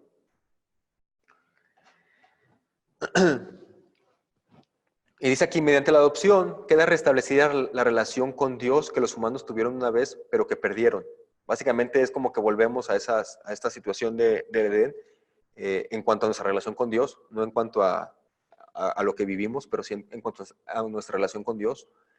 Por naturaleza y por creación somos hijos de Dios, pero somos hijos rebeldes y alejados. Nos hemos echado de la familia de Dios, por así decirlo. Pero Dios, al adoptarnos, nos devuelve la relación con que Él se pretendía que tuviésemos originalmente. La justificación lo único que hace, hermanos, es liberarnos del castigo, porque nos declara justos, pero no nos devuelve una posición de favor ante Dios, que era lo que les decía al principio, ¿verdad? Que les ponía el ejemplo de una persona puede ser declarada justa ante el tribunal, pero aún así tiene que trabajar su relación con la sociedad para que lo vuelvan a aceptar. Ustedes saben cómo sufren los que salen de la cárcel para volver a ser aceptados en el entorno social, ¿verdad? No les dan trabajo tan fácilmente, su familia muchas veces ni siquiera los quiere, los corre de ahí. Entonces, aunque ya ha cumplido, ya ha pagado su condena, ya ahora es declarado justo, de todos modos tiene que trabajar esta relación con la sociedad. Bueno, en la salvación, hablando del aspecto de la salvación, este asunto de la adopción es exactamente en el momento en el que nosotros aceptamos a Cristo. O sea, estamos hablando de que la regeneración, la justificación, la conversión y la adopción ocurren en el mismo momento. O sea, en cuanto el hombre deja atrás o se arrepiente de su pecado y pone su fe en el sacrificio de Cristo, todos estos elementos entran en funcionamiento y uno de ellos es la adopción. Dios nos vuelve a adoptar o nos adopta otra vez como sus hijos. Y hay algunos pasajes como Juan 1:12 que dice: mas a todos a los que le recibieron, a quienes creen en su nombre, les dio potestad de ser hechos hijos de Dios. Pablo va a también enseñarnos que la adopción es parte del cumplimiento del plan de Dios, y va a decirlo ahí, ¿verdad? Nos predestinó para ser adoptados hijos suyos. Y más adelante en Gálatas va a decir Pablo: pero cuando vino el cumplimiento del tiempo, Dios envió a su Hijo, nacido de mujer y nacido bajo la ley, para redimir a los que estaban bajo la ley, a fin de que recibiésemos la adopción de hijos. Y también es uno de los términos importantes de la salvación, hermanos. Porque bueno, el ser adoptado o el ser, declarado hijo de Dios, significa que yo tengo los beneficios de esa adopción. Significa que hay una herencia. Y entonces, de esa herencia, yo voy a recibir esa herencia en mi muerte. Entonces, parte de la adopción. Esta adopción también significa que el cristiano ahora es receptor del cuidado paternal de Dios. Dice Pablo en Romanos: el Espíritu mismo da testimonio a nuestro espíritu de que somos hijos de Dios, y si hijos somos herederos de Dios y coherederos con Cristo, si es que padecemos juntamente con Él, para que juntamente con Él seamos glorificados. Entonces, básicamente, la adopción nos enseña que una vez que nosotros aceptamos a Cristo, nos arrepentimos de nuestros pecados y tenemos fe en el sacrificio de Cristo, Dios nos adopta como hijos suyos y tenemos todos estos beneficios de la adopción.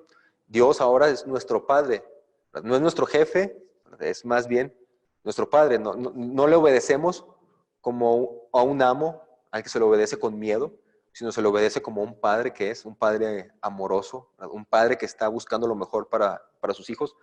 Nosotros sabemos que un amo puede pedir cosas ilógicas o irracionales, pero un padre no, ¿verdad? Un padre se supone que, hablamos obviamente en términos de un buen padre, un padre va a pedir siempre lo mejor para su hijo y el camino por el que lo va a llevar es porque es el mejor camino para ese hijo. Entonces tenemos todos estos beneficios. Sin embargo, hermanos, no debemos de pensar que Dios es un padre indulgente y permisivo. O sea, no es un abuelo. No es nuestro abuelo celestial, ¿verdad? Es nuestro Padre celestial.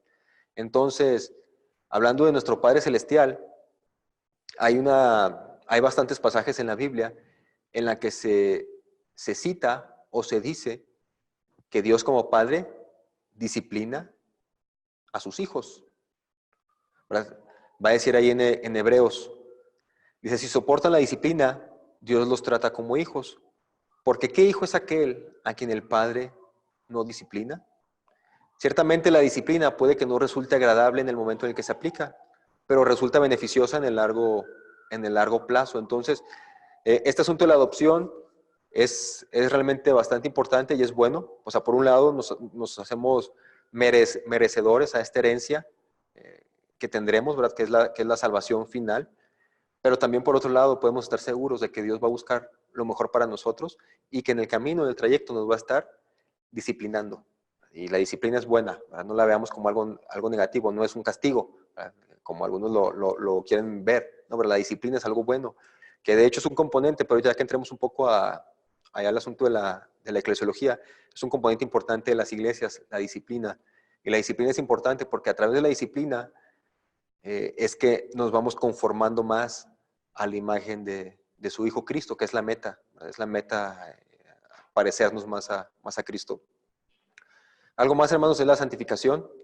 Y ustedes ya bastantes conocen estos términos. La santificación es la continuación de la regeneración. O sea, comienza la regeneración, pero la regeneración no se queda solamente ahí, sino que es un proceso continuo. Es decir, nosotros sabemos que aunque Dios nos ha dado un nuevo corazón, nos ha dado este nuevo nacimiento, eso no significa que cambiamos de la noche a la mañana. No dejamos de pecar, ¿verdad? Continuamos nosotros en este camino en el cual tenemos que estarnos alejando continuamente del pecado, ¿verdad? Entonces es esta santificación. Y aquí por santificación entendemos el asunto de parecernos más a Cristo, más que en el término de apartados. Aquí es más bien ese proceso, ese crecimiento de llegar a la meta de ser como el varón perfecto. Entonces, básicamente con la santificación, lo que sí vamos haciendo es que podemos hacernos más santos. Ahí sí hay esa situación. O sea, justificación no, porque una vez que Dios nos declara justos, ya somos justos, una vez y para siempre. Pero en la santificación sí podemos decir que hay cristianos más santos y cristianos menos santos. Esto, lo que estamos queriendo decir es que hay cristianos que en este momento se asemejan más a la imagen de Cristo y hay cristianos que en estos momentos se asemejan menos a la imagen de Cristo, ¿verdad? Van en diferentes etapas de su crecimiento espiritual, pero finalmente todos van en este proceso. Y algo que tenemos que también mencionar aquí es que esta santificación, en este aspecto, a diferencia de los demás, este es un aspecto que trabaja de dos maneras. Por un lado es Dios el que está trabajando en el ser humano a través del Espíritu Santo, pero también es el ser humano permitiéndole al Espíritu Santo que obre la santificación. Entonces aquí están involucrados los dos. Está involucrado Dios, pero también está involucrado el ser humano. En los casos contrarios, pues solamente era Dios. La adopción era Dios el que declaraba, en la justificación era Dios el que declaraba, en la regeneración era Dios el que regenera, en la conversión el individuo está involucrado en el arrepentimiento y la fe, en la santificación el individuo también está involucrado en cuanto a permitir que el Espíritu Santo lo llene y obrar en consecuencia de ello. Ya dijimos que es progresiva, no todos van en el mismo, por así decirlo, en el mismo nivel, ¿verdad? Hay algunos que asemejan más la imagen de Cristo, hay otros que siguen batallando con algunos aspectos más que otros, pero finalmente podemos saber que esta santificación es progresiva. Y Pablo va a ser bien claro ahí en Filipenses, ¿verdad? Cuando va a decir, el que comenzó la buena obra en vosotros, la perfeccionará hasta el día de Jesucristo. Entonces nos damos cuenta que es algo que es progresivo. Ya dijimos que el objetivo es parecernos más a Cristo. Otra característica más, hermanos, es la perseverancia. Y este es un detalle que probablemente nos pueda meter en... Bueno, depende, ¿verdad? Depende de qué tan sumergidos estén en el tema. Pero nosotros los bautistas creemos, ahorita les voy a dar mis razones por las cuales creo yo así, pero nosotros los bautistas creemos que la salvación no se pierde. Hay algunos grupos que consideran que sí es posible perder la salvación, ¿verdad? Algunos pentecostales, algunos nazarenos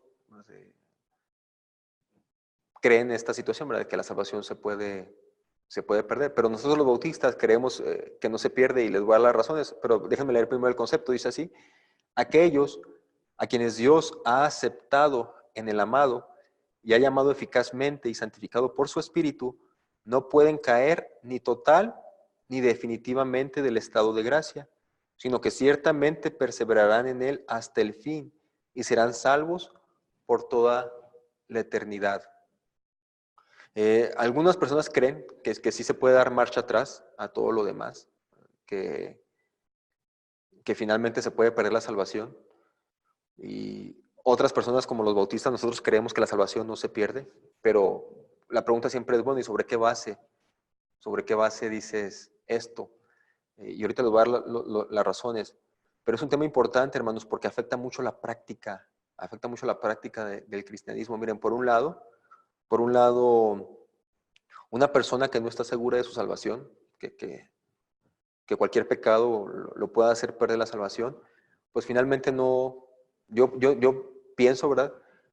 Va a estar todo el tiempo ansioso e inseguro, porque pues, en un momento tiene la salvación y en otro momento la pierde, o sea, ni siquiera disfruta de su salvación, ¿verdad? Todo el tiempo está ahí ansioso en ese sentido. Y por otro lado, alguien que cree que su salvación no se pierde, haga lo que haga, también puede generar alguna indiferencia hacia el pecado, hacia las demandas morales. Puede pasar eso, ¿verdad? Hay algunas iglesias en las que quizás tomados de esta situación de la perseverancia, se ha vuelto así como, la libertad que tenemos en Cristo se ha convertido más en un libertinaje. Y entonces ese sí es un peligro también del otro sentido. Entonces, sí afecta esta doctrina la práctica del cristianismo. Algunos dividen básicamente entre los arminianos y los calvinistas. Piensan en muchos aspectos, los arminianos y los calvinistas piensan muy parecidos en muchos temas. Por ejemplo, los dos bandos están de acuerdo en que Dios es poderoso y fiel y que Dios desea mantener sus promesas. Los dos están de acuerdo en que la salvación no se puede lograr por las obras humanas. Los dos, ¿verdad? Tanto calvinistas como arminianos saben y están seguros que la salvación no se puede lograr mediante las obras. Los dos están seguros que el Espíritu Santo obra en los creyentes, ¿verdad? Y también ambos están seguros de que sin duda alguna un creyente puede saber si es salvo o no es salvo en el momento en que tú se lo preguntes. Pero finalmente sí hay diferencias en cuanto uno piensa que se puede perder y otro piensa que no se puede perder. Ahora bien, ¿por qué creo yo que la salvación no se pierde? ¿Y por qué apoyo la postura bautista? Bueno, primero que nada porque pertenezco al seminario Lacey y es bautista, entonces tengo que pensar como los bautistas. No. Todo nuestro pensamiento tiene que surgir, obviamente, de lo que es la palabra de Dios, ¿verdad? De la Biblia. Entonces, estudiando la Biblia, nosotros tenemos que ser honestos. Hay algo que me enseñó mucho un profesor y que todavía le guardo mucho respeto. Y él dice, cuando leemos la Biblia, tenemos que ser humildes y reconocer que no lo sabemos todo, y tiene toda la razón. Y lo otro dice, también tenemos que estar abiertos a aceptar lo que dice ahí, o sea, ser honestos, honestidad. Y aunque a veces mi denominación me haya enseñado algo, pero yo voy a la Biblia y lo que dice la Biblia no concuerda con lo que dice mi denominación, yo tengo que ser honesto, no con mi denominación, yo tengo que ser honesto con la palabra de Dios, porque mi lealtad está con Cristo, ¿verdad? Y con su palabra. Ahí está mi lealtad primera. Si mi denominación ha querido algo diferente a lo que dice la palabra de Dios, bueno, entonces yo no puedo estar de acuerdo en ello. Entonces, yo sí creo que el ser humano no pierde su salvación, el cristiano no pierde su salvación por lo que encuentro en la palabra de Dios. Primera de Pedro 1, del 3 al 5 dice, bendito el Dios y Padre de nuestro Señor Jesucristo, que según su gran misericordia nos hizo renacer para una esperanza viva por la resurrección de Jesucristo de los muertos, para una herencia incorruptible, incontaminada e inmarchitable, reservada en los cielos para vosotros, que sois guardados por el poder de Dios, mediante la fe, para alcanzar la salvación que está preparada para ser manifestada en el tiempo final. Entonces, aquí es bien claro en el que dice que el que está guardando el cristiano es el poder de Dios. Entonces, la pregunta correcta no sería si un cristiano puede perder su salvación. La pregunta correcta debería ser si Dios puede perder a los que Él salva. Esa es la pregunta correcta. Entonces, preguntando si Dios puede perder a los que Él salva, la conclusión lógica es no, ¿verdad? Dios no puede perder a los que Él salva. Esa es la pregunta correcta, ¿verdad? Porque si hacemos la pregunta contraria, ¿el cristiano puede perder su salvación? Pareciera que la salvación entonces depende del ser humano y que la salvación está fundamentada en el ser humano.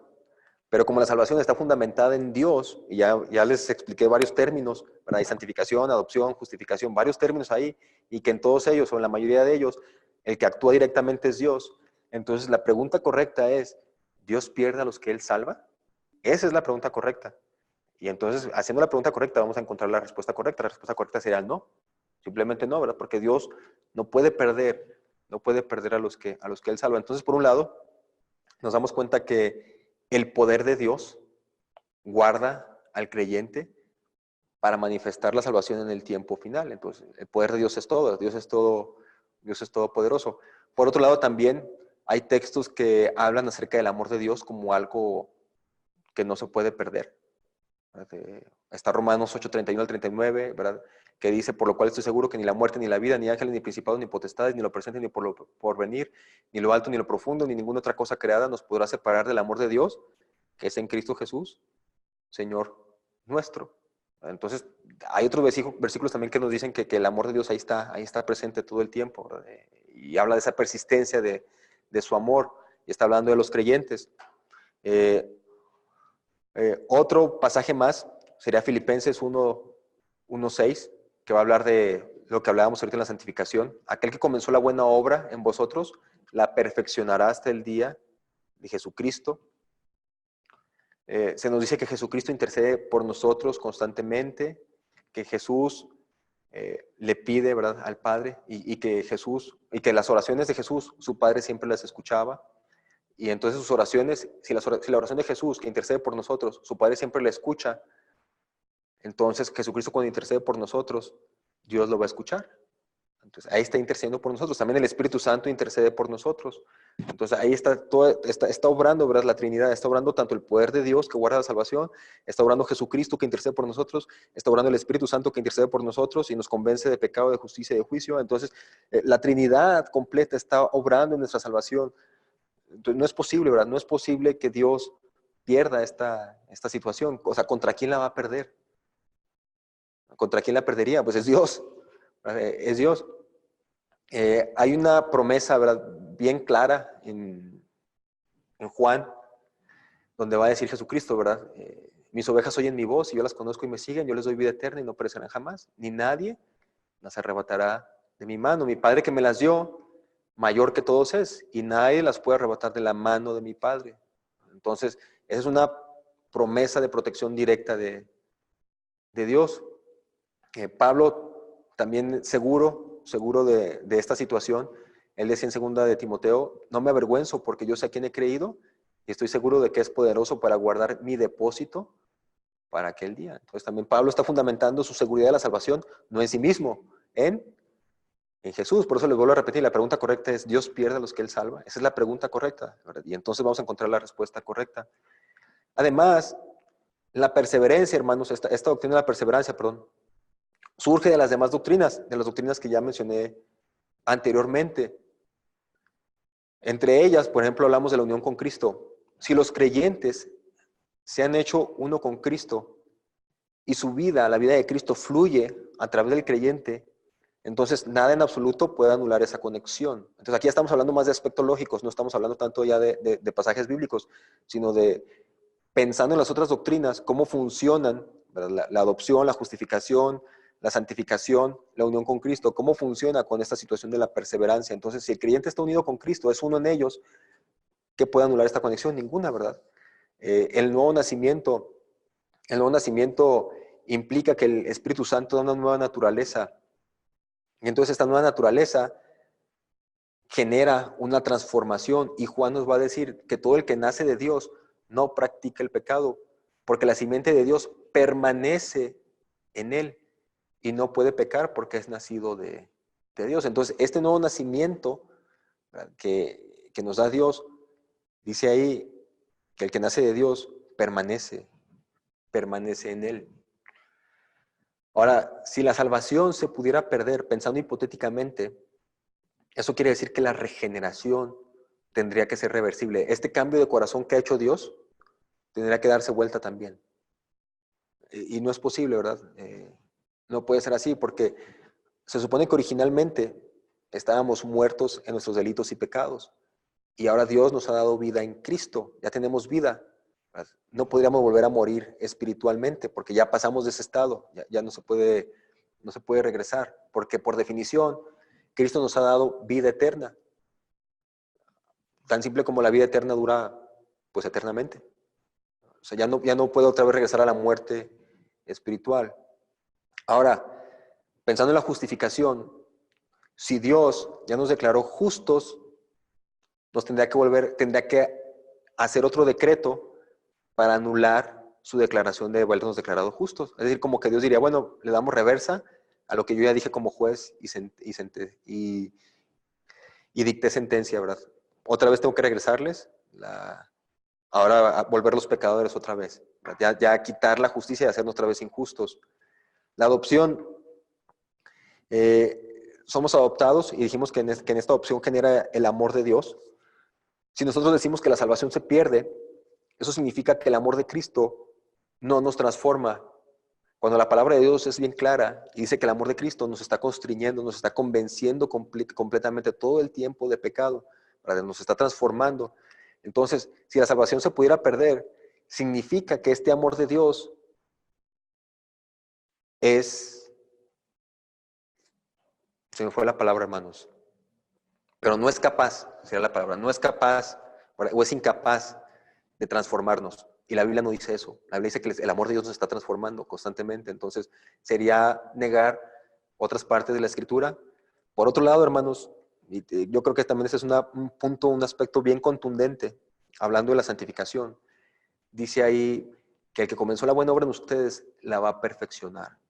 Entonces, si Cristo no perfecciona, o sea, lo que comenzó, porque finalmente se puede perder la salvación, entonces este pasaje sería mentira.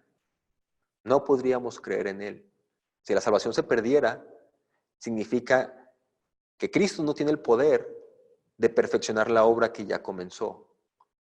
Y entonces, sí, espero haber sido claro. Entonces, les presenté algunos versículos bíblicos, pero también les presenté algunos argumentos lógicos de cómo todo está conectado. Sí, hermano de Monterrey, cómo todo está conectado y tiene que funcionar, ¿verdad? Para poder creer esta doctrina.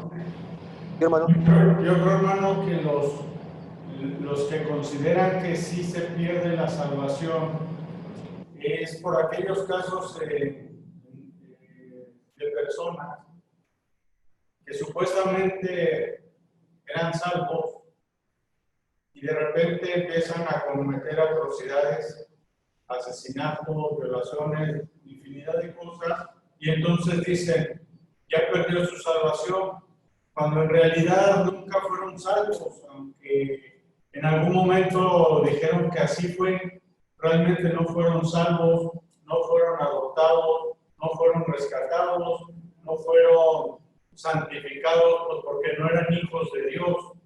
Y como la palabra dice, por sus frutos los conoceréis. Entonces yo creo que son situaciones de personas que aunque confesaron haber aceptado a Cristo, pues uno lo pudo haber considerado así, y a lo mejor hasta ser miembros de una iglesia, realmente no hubo una conversión. Y yo creo que eso explica todo lo demás.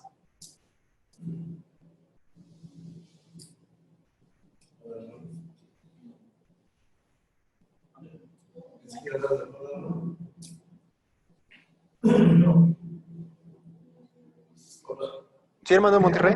Sí. Fíjense lo que estaba viendo, lo que usted nos está contando, y como que siento que a lo mejor algunas doctrinas o denominaciones tienen mal catalogado lo que es la perseverancia. Porque estamos viendo aquí que la salvación trae santidad, trae justificación, trae adopción, y también nos debe tener perseverancia como un ingrediente más de la salvación, no como un requisito para la salvación. Es decir, si yo recibo a Cristo, si yo soy salvo, soy justificado y adoptado, voy a perseverar porque el Señor es el que me va a llevar. O sea, yo mismo no puedo hacerlo. El Señor me va a tomar de la mano y me va a llevar, y como parte de todos estos ingredientes es la perseverancia, no necesariamente. Algunos deben tener como un requisito, y creo que no es así. Es parte de un todo en cuanto a la salvación. Gracias, hermano. Sí, tiene toda la razón, ¿verdad? Como le mencionaba, pues realmente, básicamente todo el sistema, por decirlo de alguna manera, todo el sistema está funcionando, ¿verdad? Todos los demás aspectos de la salvación están ahí involucrados. Entonces, si nosotros pensáramos que la salvación se pierde, tendríamos que tumbar mucho de lo otro que ya metimos bases bíblicas para entender, ¿verdad? El asunto de la santificación, adopción, justificación. Básicamente tenemos que decir que muchas de esas cosas son mentira. Ahora bien, el asunto de la perseverancia de los santos jamás y en ningún momento debe ser entendida como una oportunidad para vivir en libertinaje. Porque como hemos mencionado anteriormente en los otros aspectos de la salvación, finalmente el que es verdaderamente salvo empieza a producir obras, no por él mismo, sino porque el Espíritu Santo está actuando en él, tiene ese nuevo corazón, tiene ese nuevo nacimiento, entonces está produciendo, está cambiando, está siendo transformado, entonces el individuo empieza a dar muestras o fruto de que el Espíritu Santo mora en él y que ahora está unido con Cristo. Entonces, debe ser bien entendida y debemos también enseñar a los hermanos, porque algunos probablemente sí puedan entenderlo como que me da, ahora la perseverancia me da toda la oportunidad de hacer lo que yo quiera, pero pues la Biblia no dice en ningún momento eso. Un último aspecto, hermanos, de la salvación es la glorificación. Y aquí ya la glorificación podemos decir que es el aspecto escatológico, o un aspecto que no nos va a tocar a nosotros disfrutarlo en vida, nos va a tocar disfrutarlo en muerte, al menos que estemos vivos cuando Cristo venga. ¿Verdad? Porque esta glorificación ocurre después de la muerte. Y aquí dice, la etapa final del proceso de salvación se denomina glorificación. Es la perfección de la naturaleza espiritual del creyente individual que se produce después de la muerte, cuando el cristiano pasa a estar en la presencia de Dios. Básicamente es a lo que Pablo se refiere en esta situación de que anhelamos, ¿verdad?, de que este cuerpo pecador nos ha quitado y se nos dé el nuevo cuerpo glorificado. Ese cuerpo que ya no va a pecar, que ya no va a estar inclinado hacia el pecado, para que ya va nomás a desear lo bueno. Eso es la glorificación, pero eso es parte de la doctrina de la salvación. Porque la glorificación, bueno, es parte de esta etapa final, ¿verdad? Vamos a alcanzar esa etapa final de perfección cuando ya estemos con Cristo. Entonces, algunas implicaciones de esta glorificación es que vamos a ser perfeccionados moral y espiritualmente, es decir, ya no vamos a estar inclinados hacia el mal, ya totalmente eso va a estar alejado, ni siquiera vamos a desear el pecado para nada. Pero también algo importante de esta glorificación es que vamos a poder traer el conocimiento completo. Pablo ahí en 1 Corintios va a contrastar el conocimiento de lo imperfecto que tenemos ahora con el conocimiento perfecto que vamos a tener después. Entonces ya con este cuerpo glorificado que tendremos después de la muerte o cuando venga Cristo, vamos a poder ahora sí ver cara a cara a Dios, ¿verdad? Y le conoceremos como nosotros fuimos conocidos y el conocimiento que tendremos va a ser completo. Y yo digo, qué padre, ¿verdad? Porque entonces, ahora sí todas esas dudas que teníamos de algunos aspectos quizás de interpretación o algunas dudas que tendríamos con Dios, preguntándole a Dios, todo ahí va a estar resuelto. Entonces, qué bueno, porque a veces hay cosas que me intrigan a mí, que a veces sí pienso, pues cuando esté en el cielo me gustaría preguntárselas a Dios, pero pues ya con este conocimiento que vamos a tener, pues vamos a estar seguros que todas nuestras dudas van a ser contestadas. Bien, hermanos, vamos a pasar rapidito, queda muy poco tiempo, pero es la parte de la eclesiología, que es la doctrina de la iglesia. No voy a tocar muchos temas ahí, porque realmente es bastante sencillo. Podríamos ser muy profundos, tanto como quisiéramos, pero nada más voy a resaltar algunos aspectos importantes de la doctrina de la iglesia.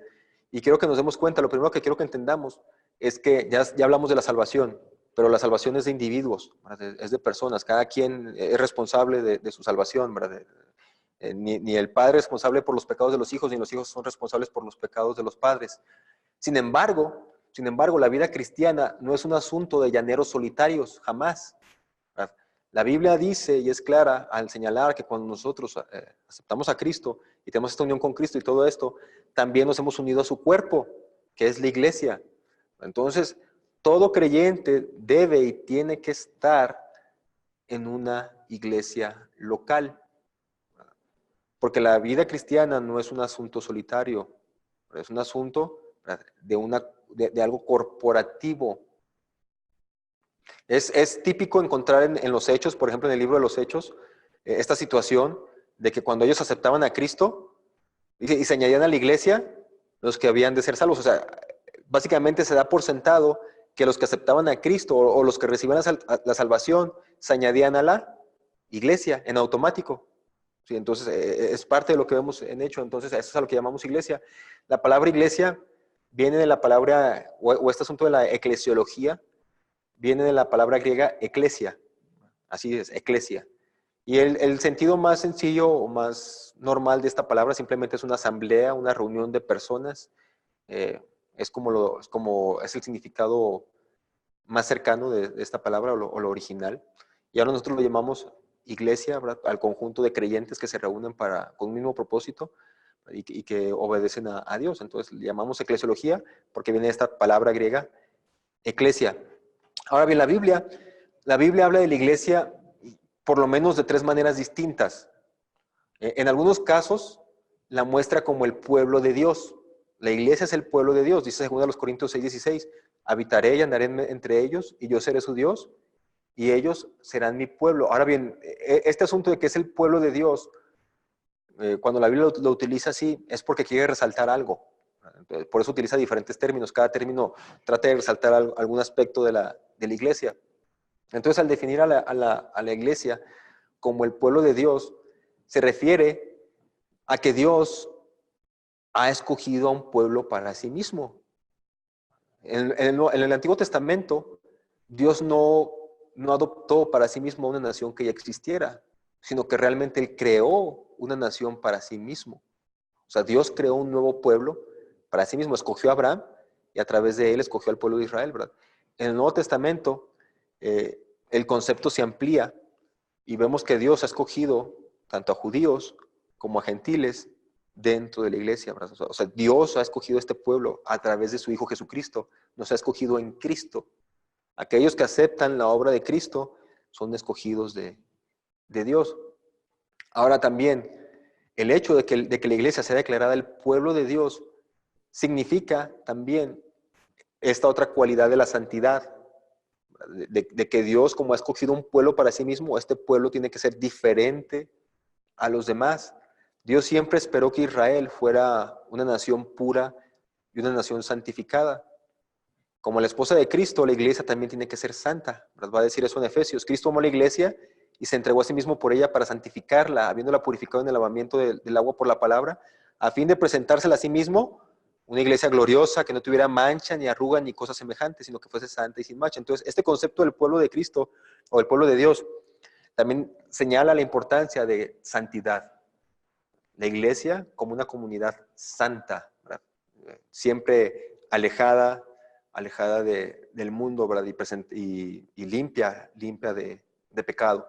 La otra imagen bíblica de cómo la Biblia señala a la iglesia es el cuerpo de Cristo, y esta es bien conocida por todo el mundo, ¿verdad? No tenemos que hablar mucho de ello, ¿verdad? Es el cuerpo de Cristo, dice 1 Corintios 12:27, vosotros pues sois el cuerpo de Cristo y miembros cada uno en particular. Básicamente, lo que quiere resaltar esta imagen es que la iglesia, fíjense bien lo que voy a decir aquí, hermanos, la iglesia es el vehículo de la actividad de Cristo, al igual que su cuerpo físico lo fue cuando Él estuvo aquí ministrando terrenalmente. Es decir, la iglesia ahora debe continuar el ministerio de Cristo porque es su cuerpo en la tierra.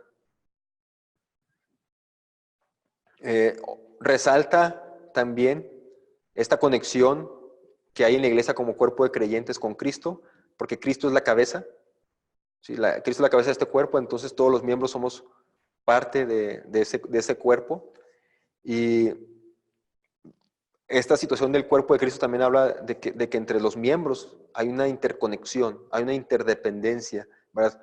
El pie necesita las manos, la mano necesita los pies, necesitan los ojos, la nariz, la boca, ¿verdad? Todos los miembros son importantes, va a decir Pablo, entonces resalta que la cabeza es Cristo, ¿verdad? Él es el que dice para dónde se va, para dónde se mueve, pero todos los demás que somos parte del cuerpo somos importantes, todos somos importantes, ¿verdad? Y no hay ninguno más importante que otros, todos somos iguales.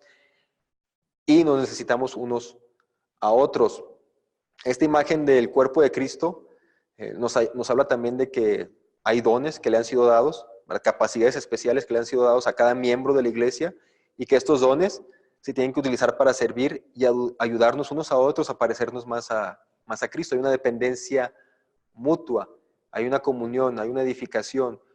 Va a decir Pablo, ¿verdad? Que si uno llora, todos lloran con él. Si uno se alegra, todos se alegran con él, ¿verdad? O sea, básicamente, toda la iglesia como un corporativo, como un cuerpo, está experimentando lo que experimentan todos los demás. Y también como cuerpo, pues obviamente va a hablar Pablo de aspectos importantes de la unidad, ¿verdad? Un cuerpo tiene que estar unido,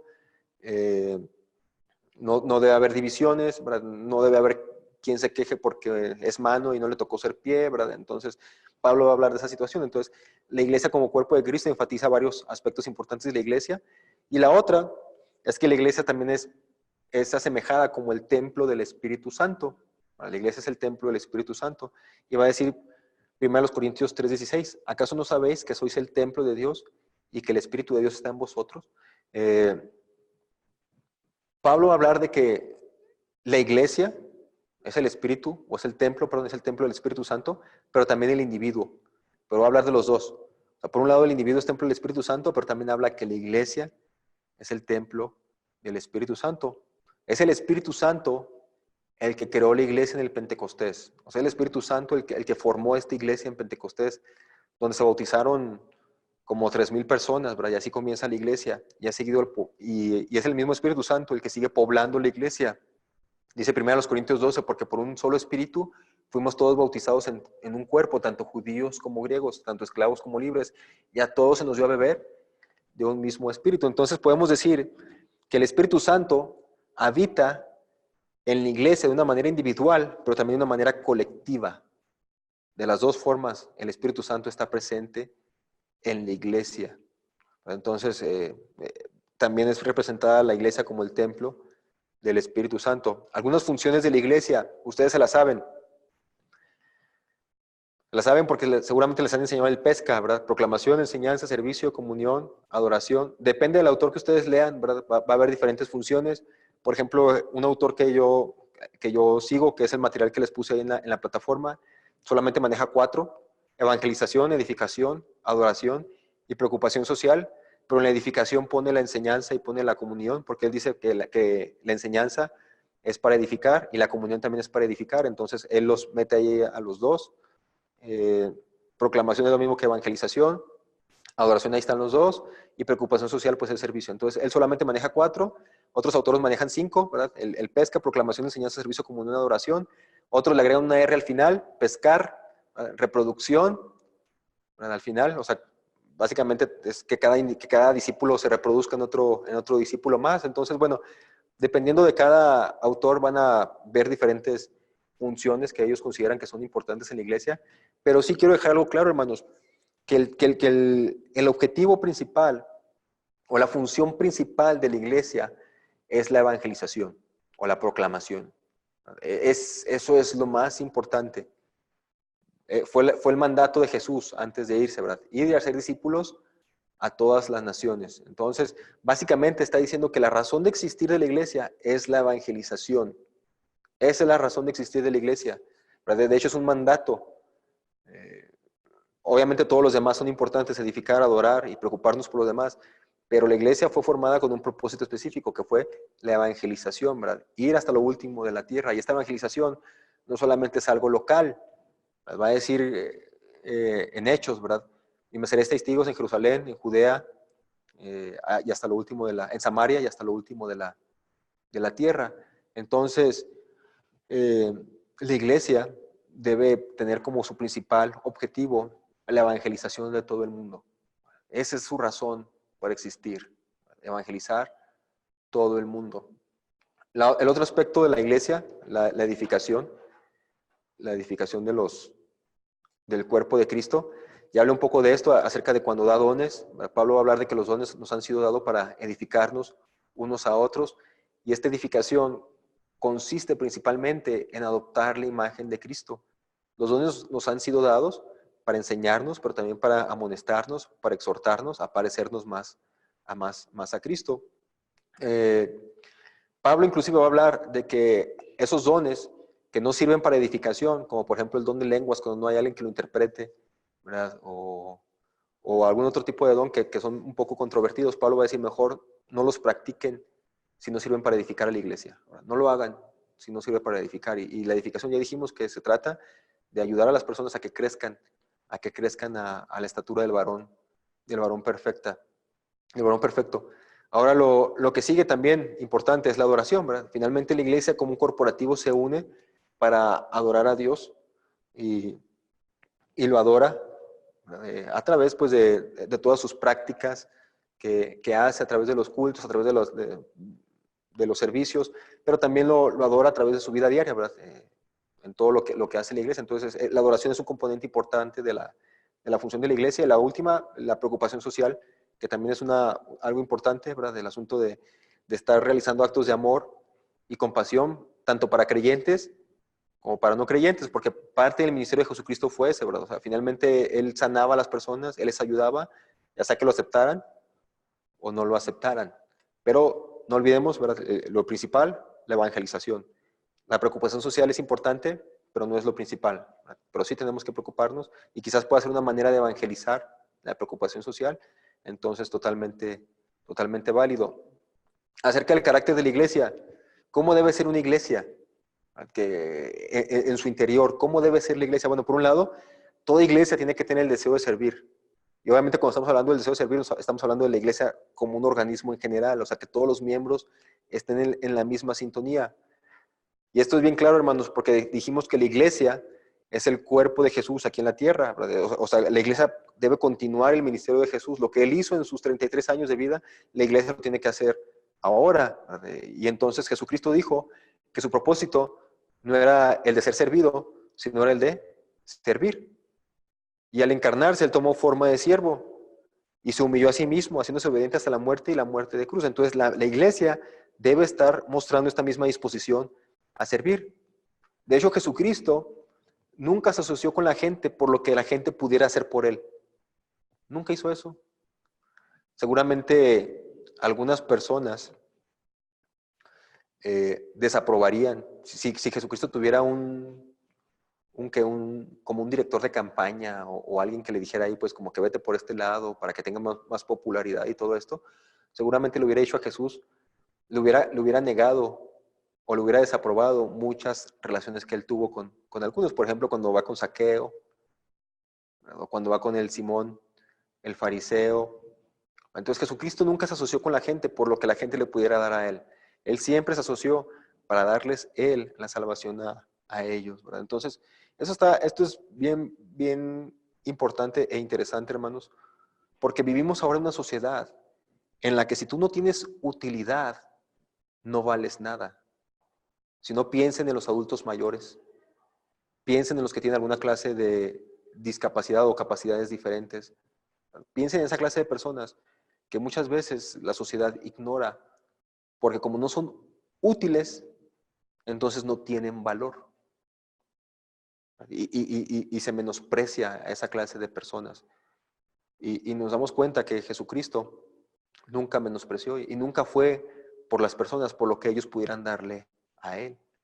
Para él el valor de la persona está en la persona simplemente porque está creado a la imagen y semejanza de Dios y eso le da el valor supremo.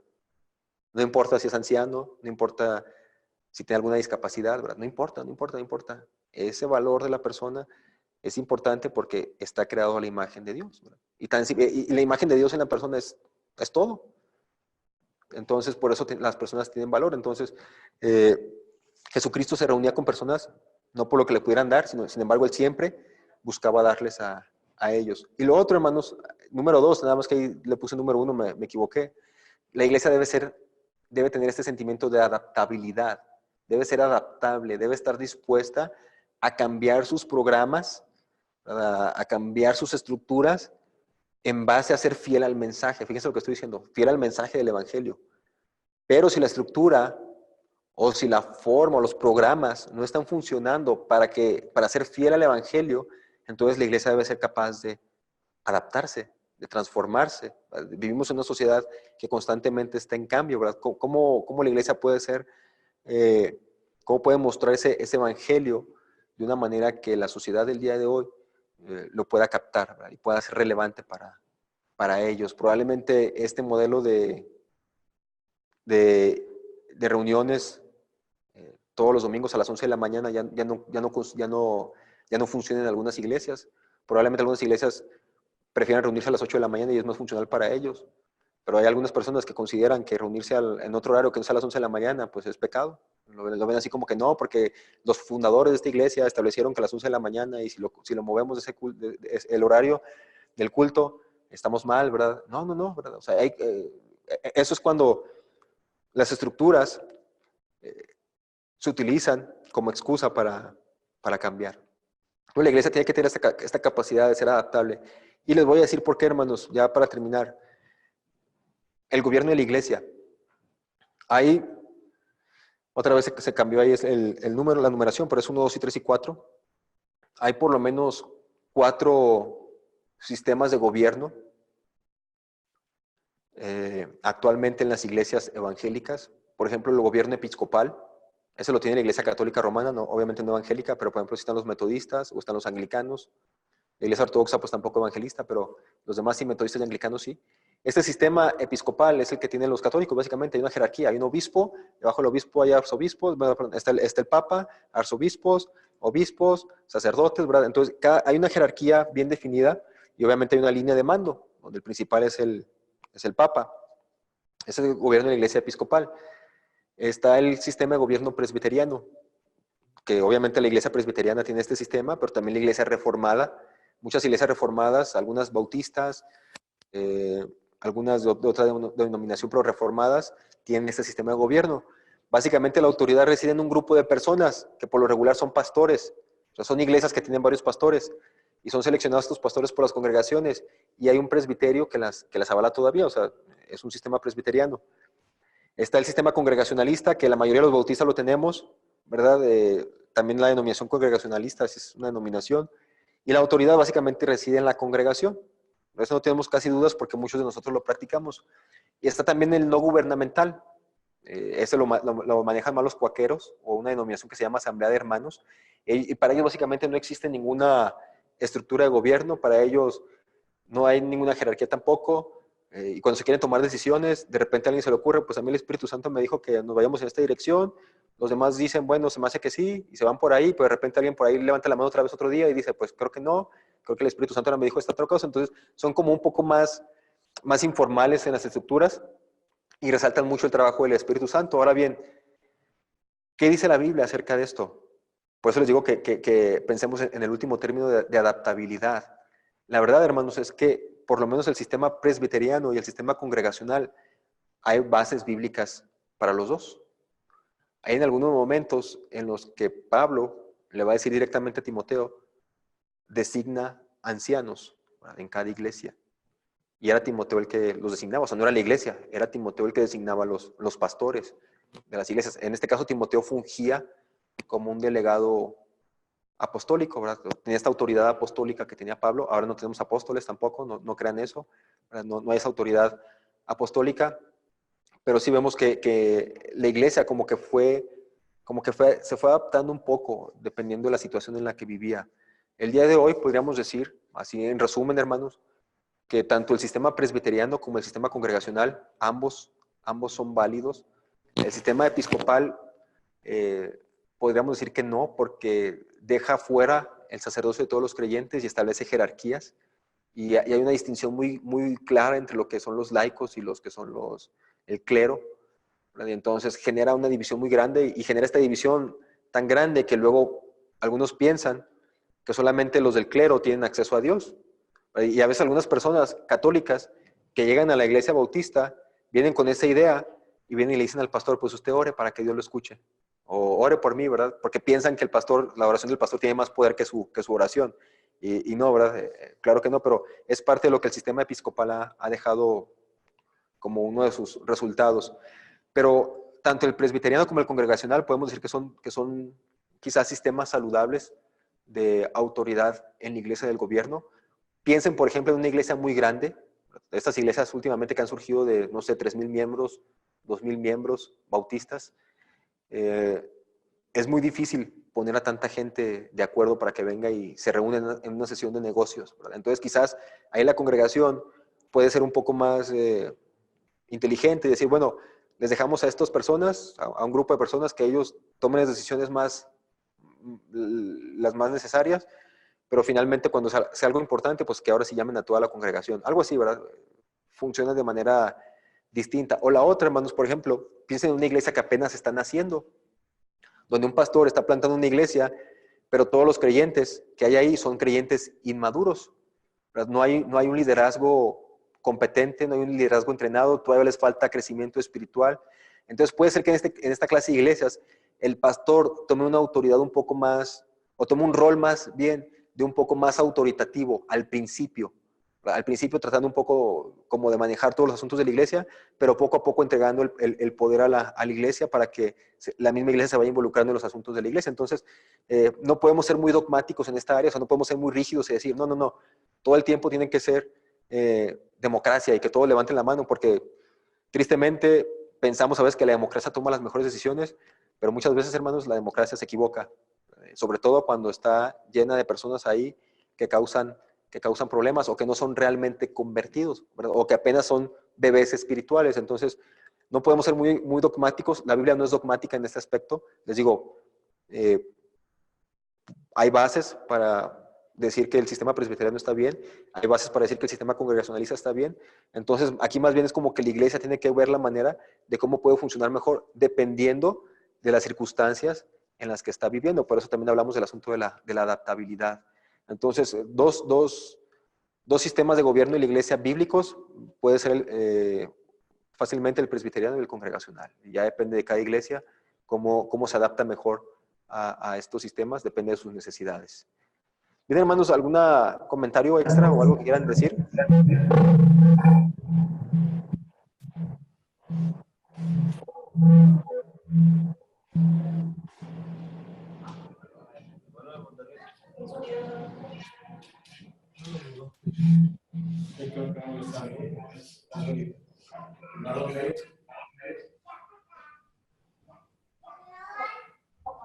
De Monterrey, perdón, yo les ¿le están diciendo adiós? ¿Le están diciendo adiós o quieren hablar? Que no lo ¿Quieren hablar? escuchamos. Pásenle si quieren hablar, ya saben que... Sí. Corrientes teológicas. ¿Qué teología es la que seguimos nosotros? Nada más por ponerle nombre. Nosotros, la teología que seguimos será la teología evangélica. Por ponerle un nombre, será teología evangélica. Sí, más bien esta situación de la teología secularista, la teología de la liberación, básicamente son sistemas en los que se ha visto lo que está sucediendo en la cultura y se empieza a meter dentro de la iglesia. Entonces, en base a eso, se trata como de reformar la teología evangélica, pero para adaptarse a esa clase de teologías que están surgiendo. Entonces, nosotros podemos decir que la base, o como llamaríamos nuestra teología, sería teología evangélica, que surge del evangelio, de una comprensión clara del evangelio, de la necesidad del hombre por Dios, y obviamente de que revela esta condición pecadora del hombre, y que solamente Dios puede transformarla. ¿Algo más, hermanos de Zacatecas? ¿Están todos acomodados en el sillón? ¿No? ¿Todo bien? ¿Todo bien? Ok, ya se quieren ir, ¿verdad? Todos. Bien, hermanos, pues vamos a despedirnos. La siguiente semana toca escatología. Obviamente se van a tocar todos estos temas de la muerte, el estado intermedio, el milenio, el premilenialismo, todo ese tipo de cositas. Pues en 2 horas no alcanza el tiempo, pero finalmente ahí les dejamos el material. Está el material en la plataforma, lo pueden leer ustedes. Y ahí están las tareas también. Ya saben que para el martes hay que entregar su posición y su postura de lo que fue la doctrina del pecado. Para el viernes, su posición y postura de lo que es la doctrina de la iglesia y la doctrina de la salvación. Ahí también está el material, si ustedes lo quieren leer y tomar parte de él, o pueden también tomar información de otros manuales de teología sistemática que tengan, pero lo que queremos que plasmen ahí es lo que ustedes realmente creen, no lo que alguien les ha dicho, sino lo que ustedes han visto en base a las clases, en base a otros autores y obviamente, sobre todo, pues en base a la palabra de Dios, ¿verdad? ¿Cuál es la conclusión a la que ustedes llegan? Ustedes me pueden decir quizás ahí, pues yo creo que el mejor sistema de gobierno es congregacional por esto y esto otro, y está bien, ¿verdad? Finalmente, en algunos aspectos hay esa libertad de creer así. No nos vamos a perder porque usted dice que es congregacional y yo digo que es presbiteriano, o sea, eso no nos va a dividir. Pero sí queremos que pongan ahí lo que ustedes piensan y su base bíblica de por qué piensan eso que dicen que creen. ¿Sí? Ahí está pues el material. Vamos a orar, hermanos, para despedirnos. Gracias, Dios, por este día, porque eres uno con nosotros, porque nos bendices, nos amas, porque sigues actuando a través de tu palabra. Y gracias, Señor, porque nos permites también hacer este ejercicio de reflexión, pues de sistematizar lo que dice tu palabra acerca de ciertos aspectos importantes de lo que creemos. Ayúdanos, Señor, a ser fieles a ella, a tu palabra, a ser fieles a ti, Señor, a no desviarnos y a siempre estar, Señor, verificando lo que se nos ha enseñado con tu palabra, Padre, para que podamos ser cristianos que realmente honren lo que tú has dicho. Te lo suplicamos, Señor, en Cristo Jesús. Amén. Amén. Pues bien, hermanos, nos vemos. Que Dios les bendiga.